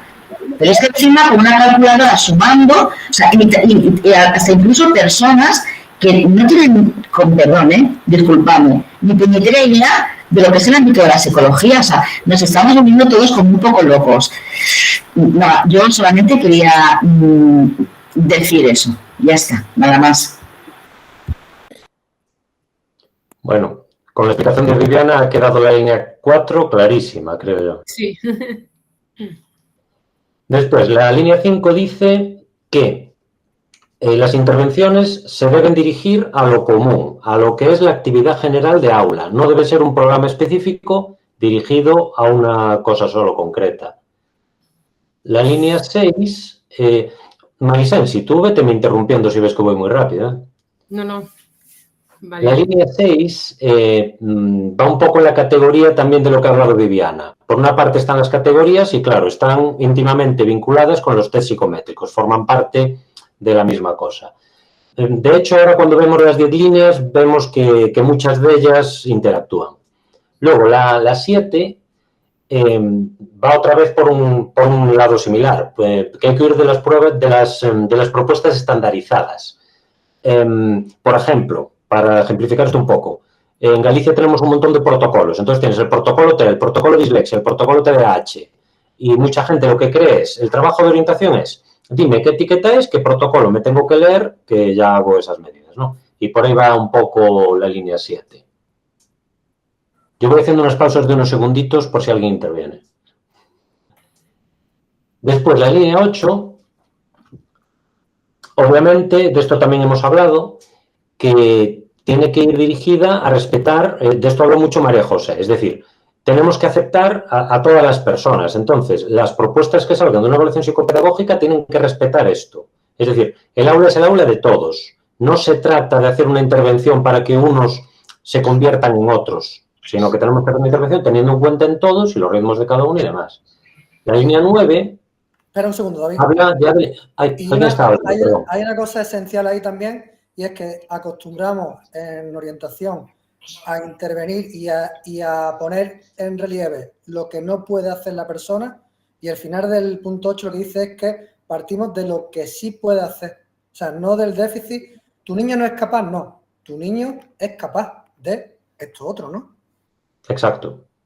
Sí, sí. Luego, la línea 9 va por... De esto también, es que se habla ya de casi todo.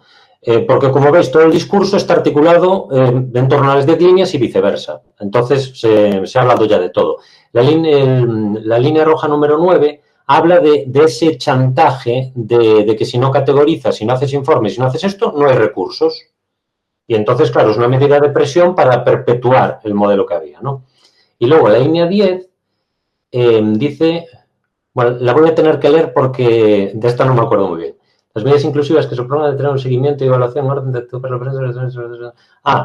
bueno, vamos un poco a lo mismo, es decir, que no se trata de procesos paralelos, que por un lado va el diseño de clase y por el otro las propuestas de la evaluación psicopedagógica, sino tienen que formar parte de un todo y el seguimiento tiene que ser compartido por todos y la evaluación. Es decir, convertirse en algo sistémico, apelando ahí al apellido de Raúl.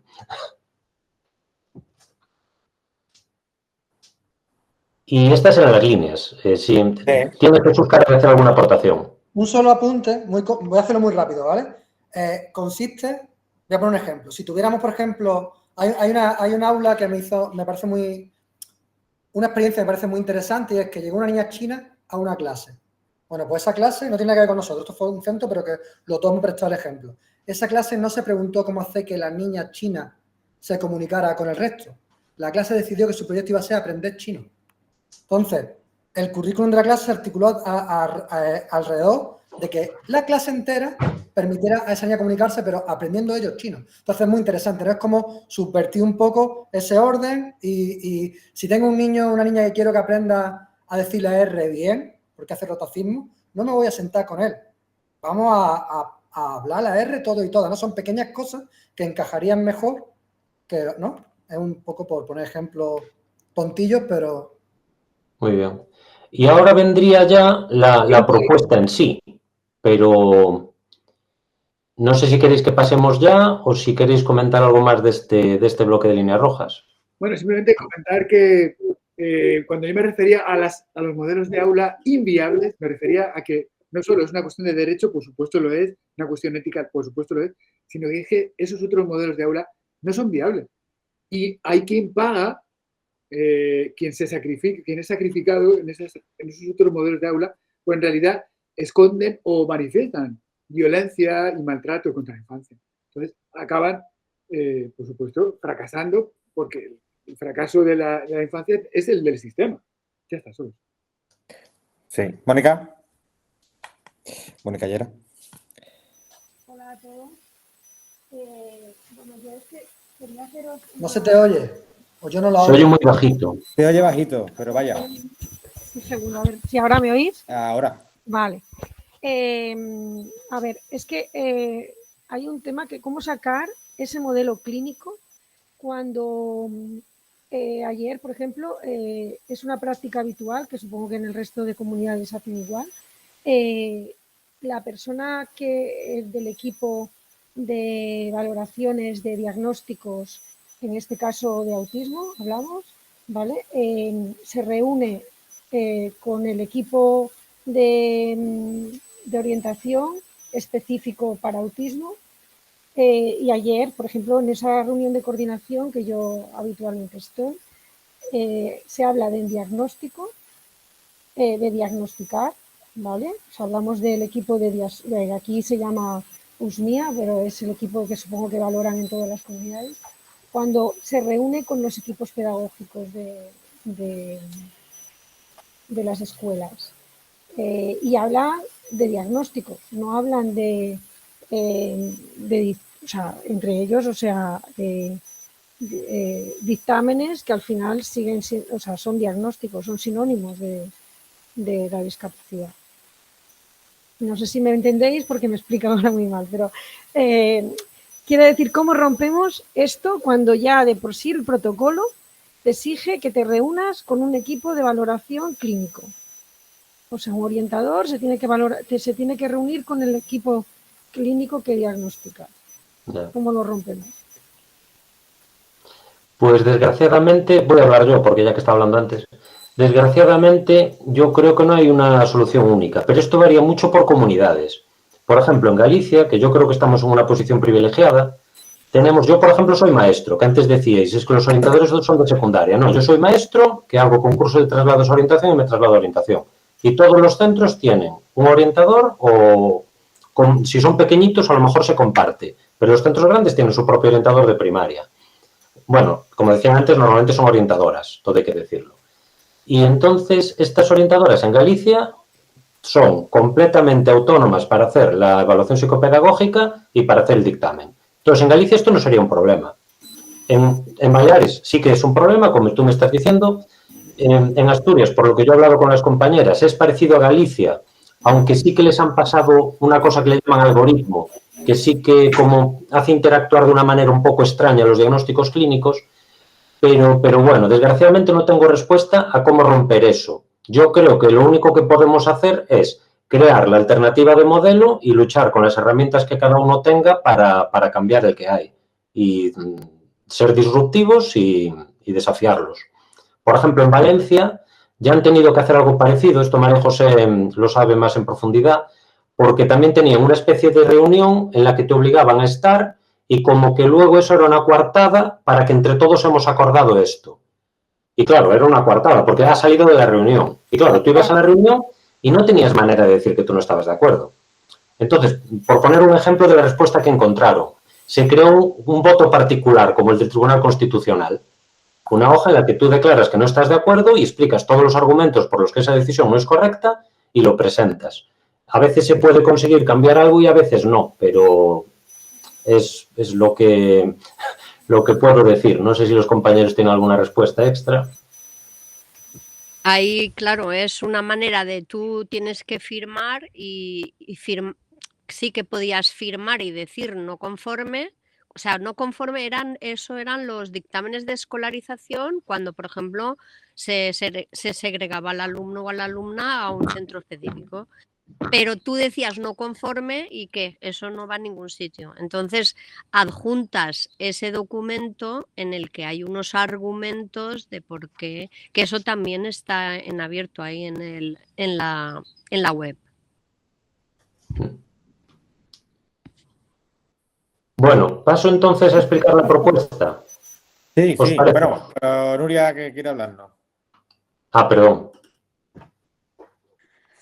A ver, yo es que quería compartirlo. Además veo a Mónica, que es de Baleares, y me siento un poco como ella.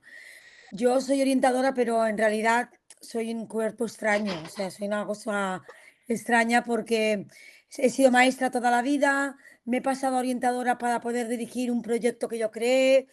Además, trabajo con menos infractores en los centros de justicia juvenil. Vamos, que soy el último mono y el que importa a menos gente. Pero lo que tengo claro es lo que ha dicho David, es el momento de ser rebeldes y transgresores y no tener miedo. Y no tener miedo a evidenciar que las cosas son ridículas. Yo ahora estoy asistiendo como orientadora Nobel, después de 25 años haciendo lo mismo, a unas jornadas de formación que las organiza la Consejería de Educación aquí en Baleares y no os podéis imaginar lo que tengo que escuchar. O sea, yo pienso, si las orientadoras Nobeles, que son esas chicas jóvenes, no como yo, con muchísimas ganas, con muchísima fuerza, recién formadas, oyen lo que yo estoy oyendo, es que no va a haber cambio, pues hay que ser rebeldes.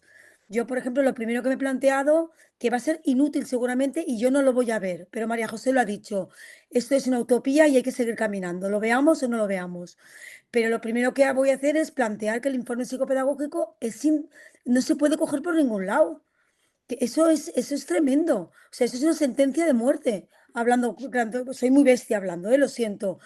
O tener que hacer un PEP, un programa de educación personalizado, que se llama aquí, que es un AFI de toda la vida, de cuando yo era joven, es lo que aprendí a hacer con 25 años, y están haciendo lo mismo. Y yo creo que de alguna manera nos tenemos que plantar. No sé cómo. O sea, yo desde luego lo primero que he hecho es a decirle a mi inspector que yo no voy a tener de plan de atención a la diversidad. Me niego a tener un plan de atención a la diversidad porque mi centro ya es diverso. Mi PEC es inclusivo, mi PCC es inclusivo, mi programa de convivencia es inclusivo. Me niego a tener un plan. Pues a lo mejor es así, intentar. Claro, yo no soy ejemplo para ello porque seguramente no marcaré camino por la situación que yo me encuentro. Pero yo creo que ya la gente está cansada de oír hablar de inclusión y lo que tenemos que hacer son, ya no sé si prácticas inclusivas o guerras inclusivas y plantarnos y evidenciar que las cosas es que no, igual en Galicia soy más afortunado, soy de Asturias, pero Mónica, no sé si estás conmigo, nosotros estamos yendo hacia atrás de una manera, o sea, yo veo la formación que están dando los orientadores y de verdad que es una película de terror, o sea, es tremendo. Entonces yo, pues... Nuria, yo creo que... Dime, María José. Perdón, Nuria, que yo creo que hay que hacer eso. O sea, yo he hecho llamamientos a la desobediencia, yo me he rebelado y he dicho no, esto no lo voy a hacer, cuando desde inspección me hacían poner. ¿Y qué ha pasado? Nada, que al final lo han cambiado ellos. Tienes que poner una cruz en este papel, pues cambia tú el papel. O sea, yo no voy a poner ahí una cruz porque no. Y no ha pasado nada. Y entonces yo era interina, ni siquiera era funcionaria de carrera, no me ha pasado nada. Pero creo que sí que lo que ha pasado es que sufres sola. Yo creo que hay que buscar unirnos. Es fundamental que tengamos una red en la que veamos, para mí, por ejemplo, cuando yo digo en el 2016, fue muy importante Raúl, que desde Huelva, que era orientador en Huelva, la otra punta, me dijo, no estás sola. Para mí eso fue una cosa muy importante en ese momento, porque yo estaba más sola que la una. Entonces yo creo que pues es extender la idea y dar la lata de que esto no puede seguir así y que llevamos hablando de inclusión desde el año tal y aquí no, las prácticas y los centros, se sigue lo mismo. Las aulas específicas están proliferando y bueno, pues es que incluso se está diciendo que estamos yendo para atrás, que nos lo ha dicho la ONU, no lo digo yo. O sea que... Y se han abierto más aulas, o sea, tenemos más aulas específicas que nunca. Una cosa que dice María José, bueno, todo lo que está diciendo tiene bastante razón. Nuria, para que te hagas una idea, en 2018 Alejandro Calleja dijo lo mismo que acabas de decir tú. En los informes son la muerte social de nuestros hijos y nuestras hijas. Literalmente. Entonces, quiero decir, no estamos solos o no estáis solas, lo que pasa es que no nos conocemos. Totalmente, totalmente. Es que además es extender la idea y estamos hablando de que incluso dentro de los orientadores no está extendida. Es que incluso estando así, faltaríamos los demás. Es decir, faltaríamos pues, los que somos tutores, los que somos especialistas de primaria, de secundaria. Y claro, es que queda tanto porque es que la semana pasada estábamos hablando con PT y AL y que hacen la intervención dentro del aula, que ya... Y claro, no es que hicieran la intervención dentro del aula, que ya tendría carencias, ¿no? Pero claro, yo en ese momento no me di cuenta hasta que me lo explicaron, sino que ya hacían una intervención conjunta entre tutores y especialistas para que toda la clase se beneficiara. Entonces, que no es ya... Pero escucha, pero eso sigue siendo modelo clínico, porque tú sigues viendo que el niño tiene un déficit y que el niño, como alguien, no sé si era Jesús, que decía no pronuncia la R. Bueno, pues bueno, ya la pronunciará. Claro. Sí, es que es eso, es que no es solamente... Pero claro, eso, poco a poco, como decía Nuria antes, hay cosas que no veré, pero bueno, que lo vean los que vienen detrás de mí, ¿no? O que lleguen los que vienen detrás de mí, que por mí no quede. Totalmente, Rafa, totalmente. Gracias. No, a ti, desde luego. Pero claro, ¿qué es eso? Y también la idea de estas cosas, y yo insisto mucho en el colectivo, que lo que pasa es que unos por una cosa, otros por otra, luego como se queda grabado lo ven, pero el hecho de que participe aquí especialistas de matemáticas, de lengua o cuando estábamos con los encuentros de matemáticas, chiquillos, uníos un poco que si eres de lengua, si eres de otra especialidad, de música, el hecho de ver didácticas específicas de matemáticas te va a servir para extrapolarlo a tu especialidad.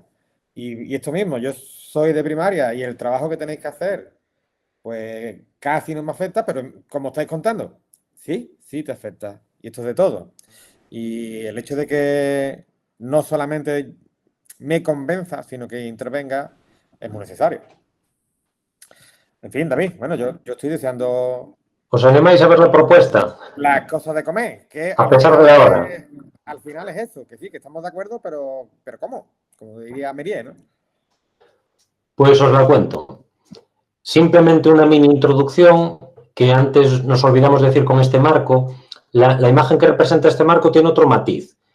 El marco sería lo que forman las líneas rojas y entonces las líneas rojas dicen que vamos a pintar dentro de ese marco. Y dentro de ese marco hay muchísimas formas posibles. Entonces, os traemos un ejemplo de cómo se puede hacer dentro de otras maneras posibles que algunas orientadoras pueden encontrar, siempre y cuando pinten dentro del marco.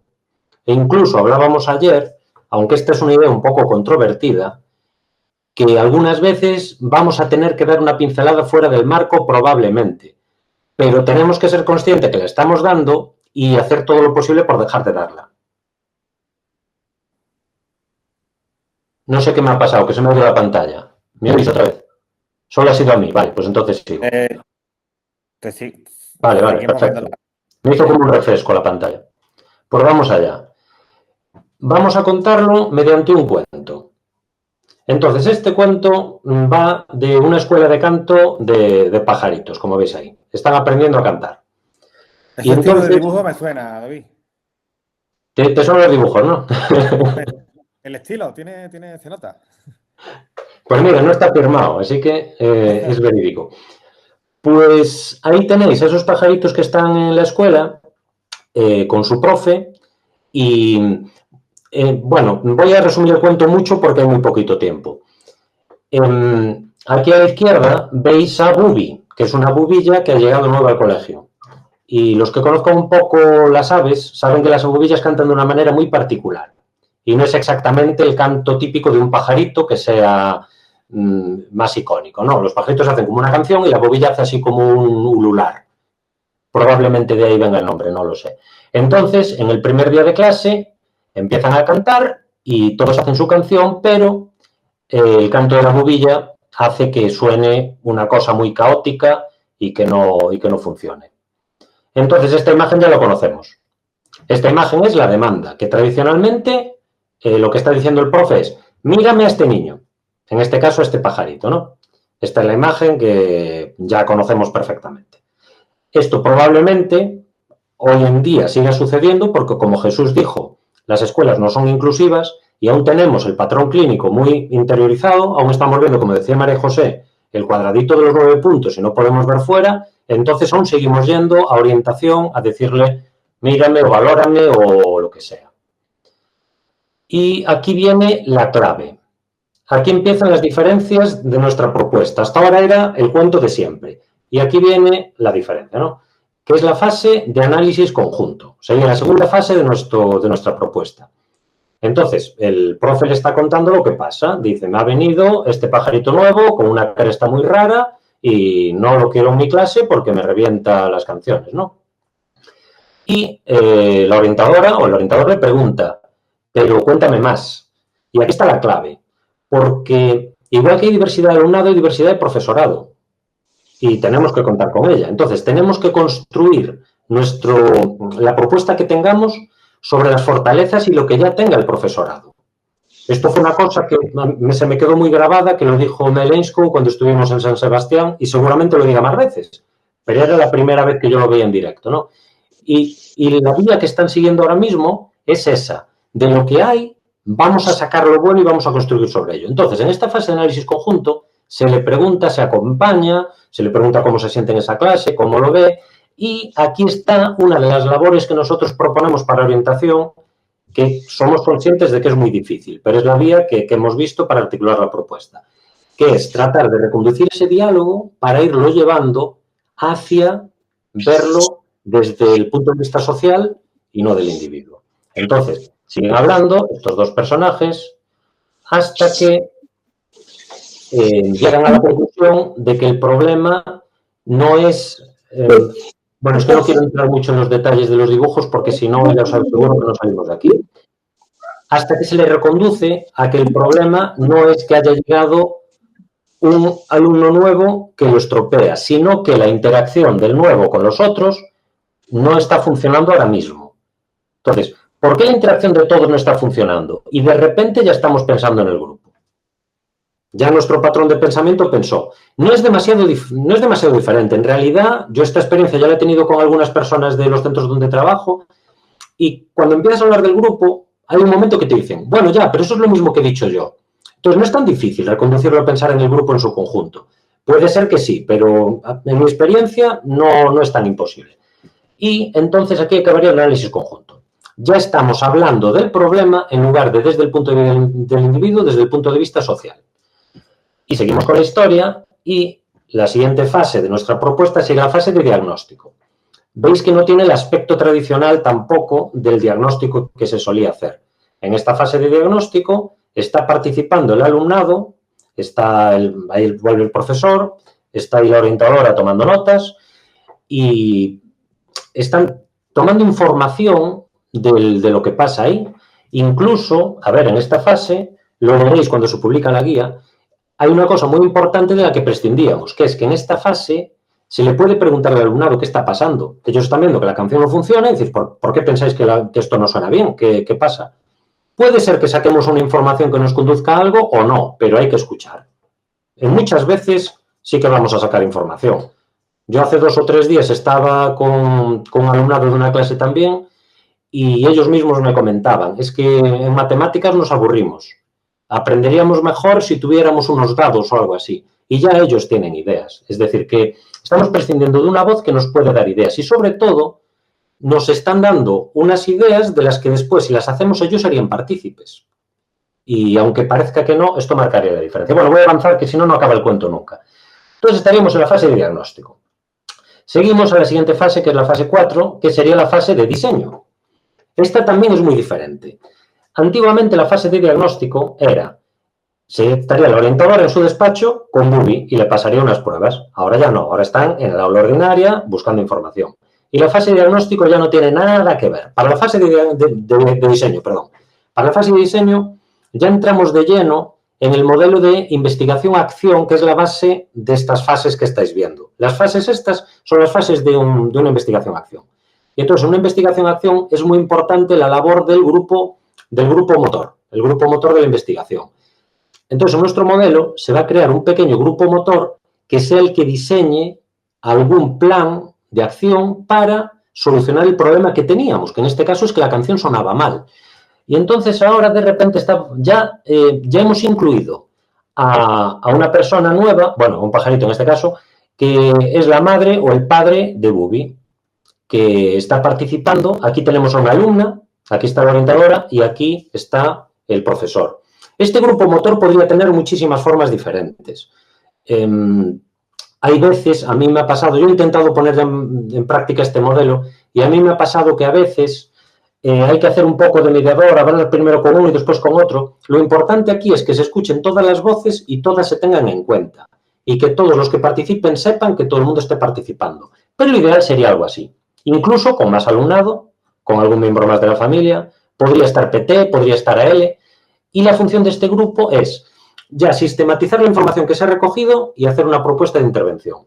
En este caso, yo que soy muy friki, y esto en realidad no son dibujos aleatorios, resulta que, bueno, yo lo voy a soltar, y quien entienda que lo entienda, y quien no ya me preguntará. Los pajaritos cantaban todo en tono de do, que no tiene bemoles ni sostenidos, y Bubi cantaba con sostenidos.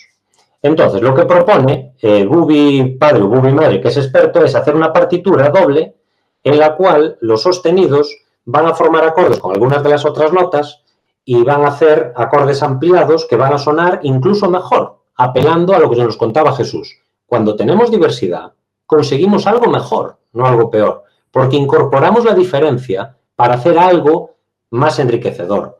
Claro, aquí alguien se va a meter conmigo, pero sería como empezar con una canción de reggaetón y volverla una canción de jazz. Sería una cosa mucho más rica, con mucho más aprendizaje. No voy a hablar de gustos, puede que me guste el reggaetón, no lo voy a decir. Bien, esto sería la fase de diseño. Entonces salen con la propuesta, que sería la partitura doble, donde Bubi sabe, leyendo la partitura, dónde tiene que dar sus notas con sostenido para que la música suene así de bien como está demostrando aquí. ¿Veis que le está haciendo una demostración en la intervención? Van a clase y empiezan a cantar la canción para que suene bien, con la nueva idea, que es la partitura doble, con las notas de todos para que suenen perfectamente. Veis que este sería un grupo interactivo, donde la familia está participando ya en el aula. Esta es la aula ordinaria, ha venido un miembro de una familia que sabe ejecutarlo. No pretendemos con la propuesta que haya que implementar grupos interactivos necesariamente. Repito la idea de que estamos pintando dentro del lienzo, se puede pintar de muchas formas diferentes, ¿no? Este sería un ejemplo de intervención. Y, finalmente, llega lo que se llama la fase de evaluación y devolución a la comunidad. Vamos a enseñar lo que hemos hecho y vamos a valorar si ha salido bien o mal. En este caso la evaluación es muy fácil. Ya están tocando con la partitura doble, todo suena genial. Quien sepa música puede intentar tocar eso, que suena de verdad, y verá que suena muy bien. Y están varias familias ya escuchando y están alegrándose de lo bien que suena. Entonces la comunidad ha formado parte del proyecto, sabe lo que se está haciendo en el aula y puede opinar sobre si este modelo está funcionando o no. Y colorín colorado, este cuento se ha acabado. Y me encantaría escuchar alguna opinión. Es que no es solo, claro, es que además, que no es solo que la partitura. Es que ha participado todo el mundo y lo siente como suyo. Y cuando eso sucede, el trabajo se nota mucho más. Y cuando, lo digo porque, sí, o sea, en cosas menos ambiciosas, ¿no? Cuando tú a una clase lo dejas participar en qué hacemos, cómo lo hacemos, o le das libertad. A mí me gusta mucho proponer actividades que tengan ellos que tomar decisiones. Porque, claro, cada trabajo, cada documento, cada producto que hagan, lo sienten mucho más suyo que si tienen que seguir las directrices que son mías. Entonces, aparte de que se soluciona el problema, ¿no? Es que se ha solucionado desde todo el mundo, desde la familia, desde los mismos compañeros y desde el orientador y el profesor. Por eso me parece mucho más potente todavía, aparte de eso, de que la intervención se cambie el foco. Esa es la idea, ¿no? Que es con la colaboración de todo el mundo. Antes tú preguntabas, ¿y yo qué hago? Claro, Sí. yo tengo, pero si yo con el alumnado, con las familias de mi grupo, hago un análisis de qué es lo que está pasando con todos y una vez analizado lo que pasa, qué quieren cambiar, qué quieren hacer, es decir, pues es mucho más rico, más enriquecedor y lo que tú dices, la implicación cambia muchísimo porque es algo que surge de ellos. Y luego es que en la página, perdonad que repita, en la página de Quererlas Crearla tenéis varios vídeos, incluso vídeos de algunas investigaciones, investigación participativa o de cómo hacer determinadas cosas y claro, o sea, la implicación, o sea, muchas veces cuando han iniciado el alumnado dice, vamos a ¿dónde ponemos el foco en esto? Y el profesorado dice, no, ¿eso cómo va a ser? Eso aquí no pasa. Y al final, o sea, que el alumnado sabe muchísimo mejor qué es lo que pasa y cómo solucionarlo. Mucho mejor que nosotros mismos muchas veces. Y dan, pues eso, muy buenas. Y es que además, si nos ponemos a mirar criterios de evaluación o competencias específicas de las diferentes áreas, estoy seguro que la estás trabajando una vez que estás intentando solucionar ese problema. En civismo, estoy pensando en la parte más social, ¿no? De conocimiento del medio. Cuando tú trabajas el bloque de personas, sociedad, educación cívica, ahí te pones a mirar y seguro que hay muchos que estás trabajando a la hora de solucionar estos problemas. Ya te digo, o ya os digo, bien podría haber llegado el orientador y hubiera dicho, mira, pues aquí ocurre esto, y las reglas, con los arreglos, ¿no? Me imagino, David, que esos son arreglos de una partitura, pues ya, toma, mira, lo haces, venga, arreglado. No sería lo mismo que habiéndolo hecho entre todos y siendo partícipe todo el mundo. Y seguro que es mucho más rico lo que entre todos se haga que lo que se le ocurra al orientador que acaba de llegar ahí, no conoce la realidad bien del aula, no, vamos, que además, eso es el modelo experto que hablamos. Claro, voy a ir a decirte a ti lo que tú tienes que hacer en tu clase.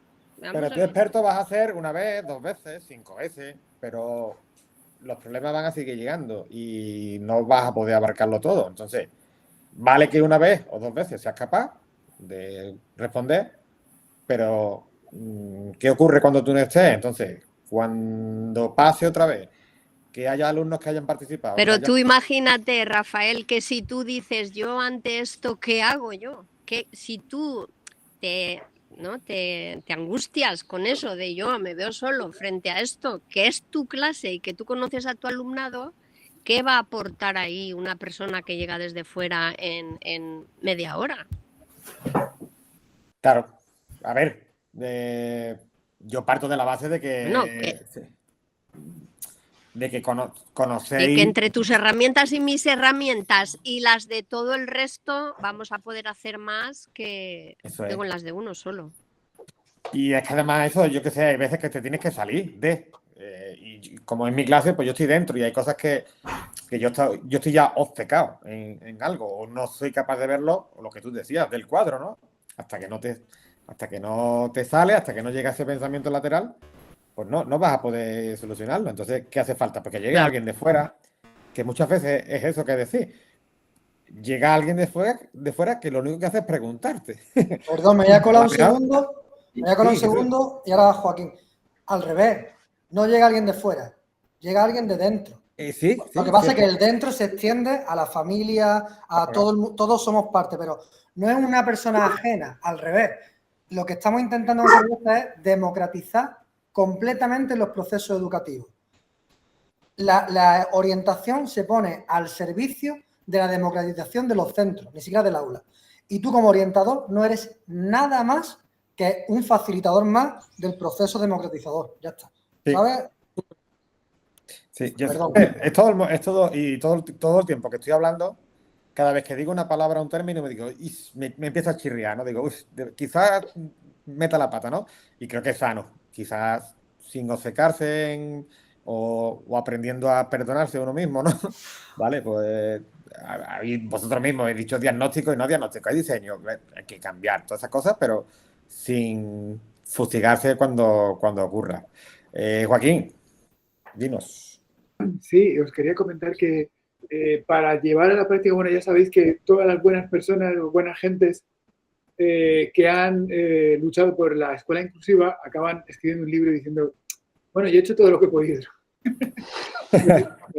Entonces, quizás el problema es que, bueno, quizás no, seguro, eso es lo que llevo los últimos años investigando, ¿no? Es acerca de la historia de la educación. Es decir, cómo se construye la cultura escolar, cómo se construye la gramática de la escolarización y hasta qué punto eso está predeterminando las reacciones, sobre todo del profesorado, pero también de la familia. Podría poner ejemplos de cómo esa preconfiguración está impidiendo que las familias se sientan a gusto en un modelo de escuela inclusiva, porque piensan que sus niñas y niños están perdiendo una especie de carrera loca por la supervivencia, pensando siempre en pruebas de selección que en nuestro país hemos conseguido eliminar de los niveles inferiores y medios, pero que en el acceso al nivel superior ahí sigue configurando todo el sistema, ¿no? Y lo cierto es que la gente está obsesionada con esa prueba porque viene de fábrica, porque la gramática de la escolarización, de la cultura escolar, les exige portarse como familias que están pendientes de los deberes de los niños, no de su desarrollo humano, ¿no?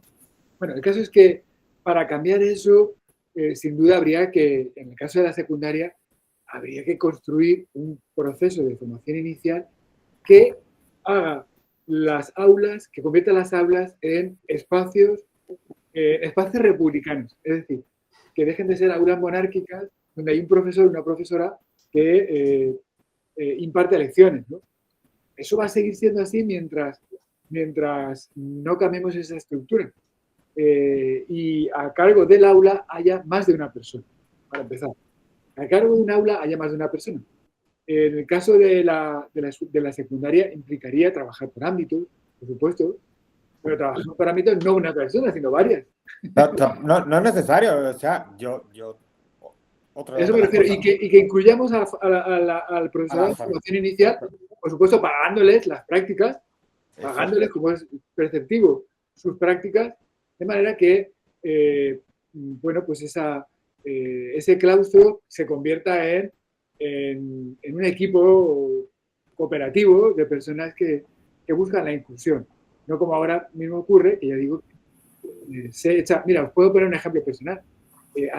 A mí me han abierto, intentaron que me abrieran un expediente porque yo llevaba voluntariado al centro desde la Facultad de Filología, después de un proceso de formación. O sea, nosotros estamos formando a ese alumnado para que sean en el futuro profesoras y profesores de lengua inclusiva, ¿no?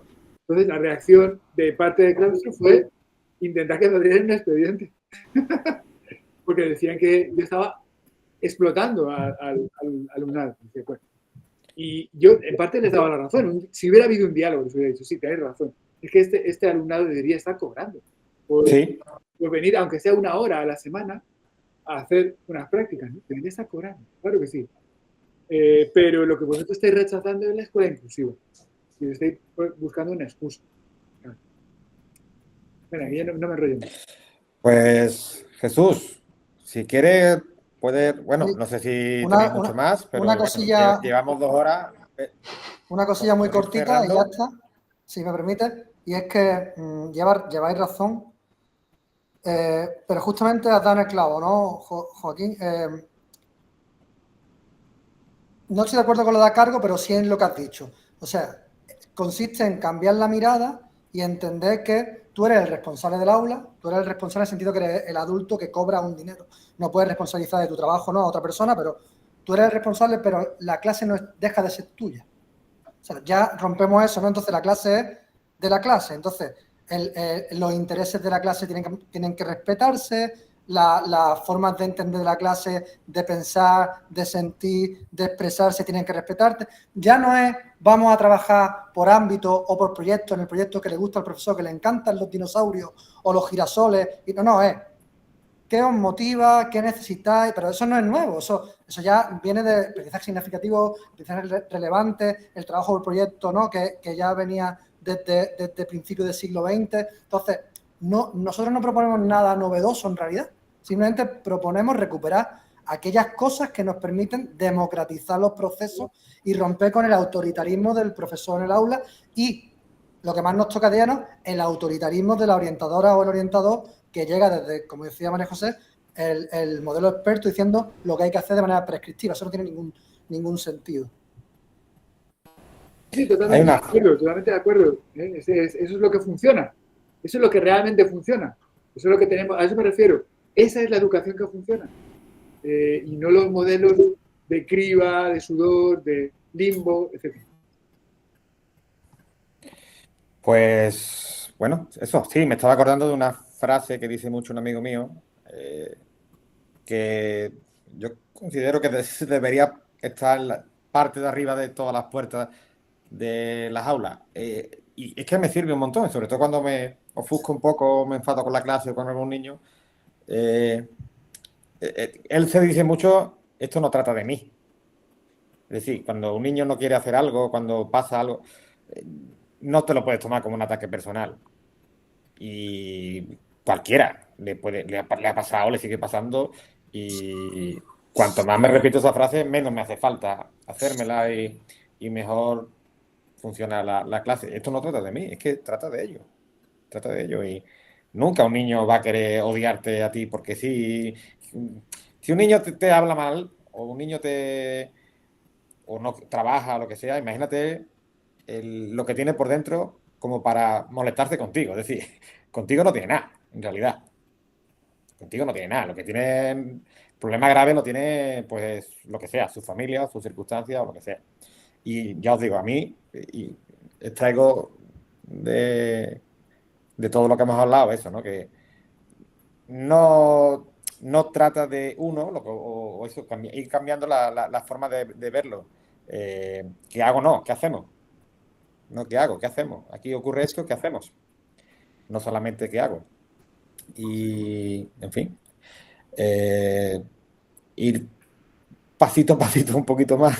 Ya os digo, uno que ya lleva unos años, pues siendo consciente de que muchas cosas no las veremos o no las veré, pero por lo menos que cuando uno vaya a trabajar, pues piense que o tenga la sensación de que está haciendo las cosas medianamente bien. O que el camino, por lo menos, consciente a sus ideas, ¿no? Habías hablado de expediente, habías hablado de rechazar, firmar o firmar aparte o decir no estoy de acuerdo con esto, por lo menos que podamos hacerlo. si acaso, no ya tener que firmar aparte para decir, o firmar y decir no soy o no estoy conforme, sino que eso se cambie. En fin. Gracias a todos. Si queréis añadir algo más, quien sea, de verdad, mil gracias. Muchas ganas de ver la guía en acción. No sé cuándo saldría. Aún no lo sabemos. Hace Pronto. 2 años que faltaban 3 meses. Prontito, prontito. Yo siempre digo prontito. Bien, bien. Bueno, eso. Recuerdo que también a principios de verano, pues decíais también que estaba ahí. Las guías las guías que se han hecho en quererlas crear, las de los alumnos, son geniales. Y me da pena también cuando llego a los colegios o a mi colegio y a amigos míos que están en nuestro colegio, ¿conocéis esto? Y no se conoce todavía. Entonces, lo mismo, tantos egos que tenemos y hay cosas que no salen, que no se ven y que no se conocen. Y eso debería estar mucho más expandido. Pero bueno, pues eso, muchas ganas por verla en acción, porque vayan cambiando un poco las inercias y que no desaniméis, o sea, que sigáis, que se os ve que... o sea, es que ya es difícil, o sea, David de Galicia, Nuria de Mallorca y Mónica, y que seamos capaces de ir uniéndonos, no solamente por redes, sino que quedáis, creo que habéis dicho una vez al mes o cada 2 meses, o no sé, ¿cuánto habéis dicho, María José? No hay una periodicidad concreta. Vale, pero al año veis 4.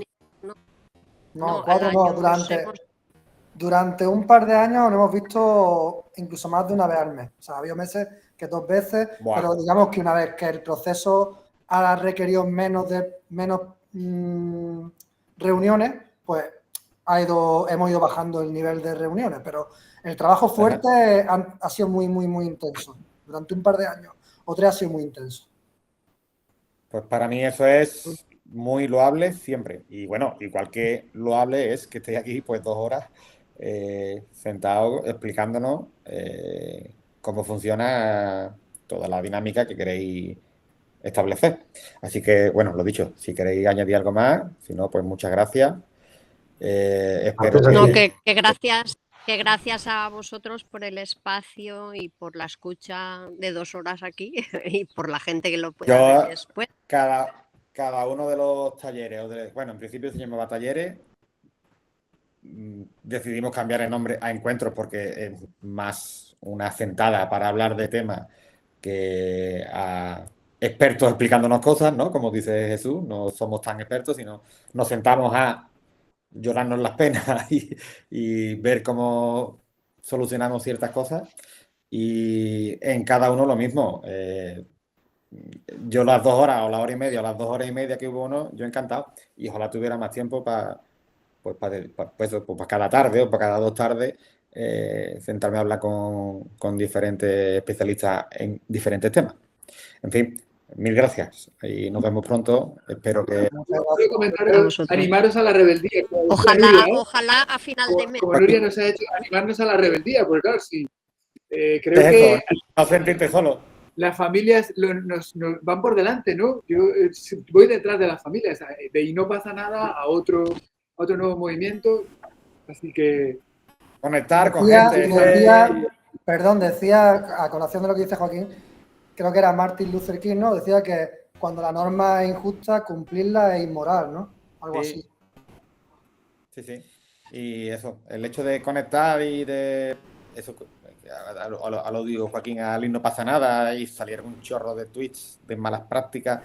No malas prácticas, de ganas de llorar y no le tocan a uno, o sea, si a quien le toque, pues qué impotencia, ¿no? Entonces conectar con todo ese tipo de gente e incluso muchas veces, oye, sin acritud, es decir,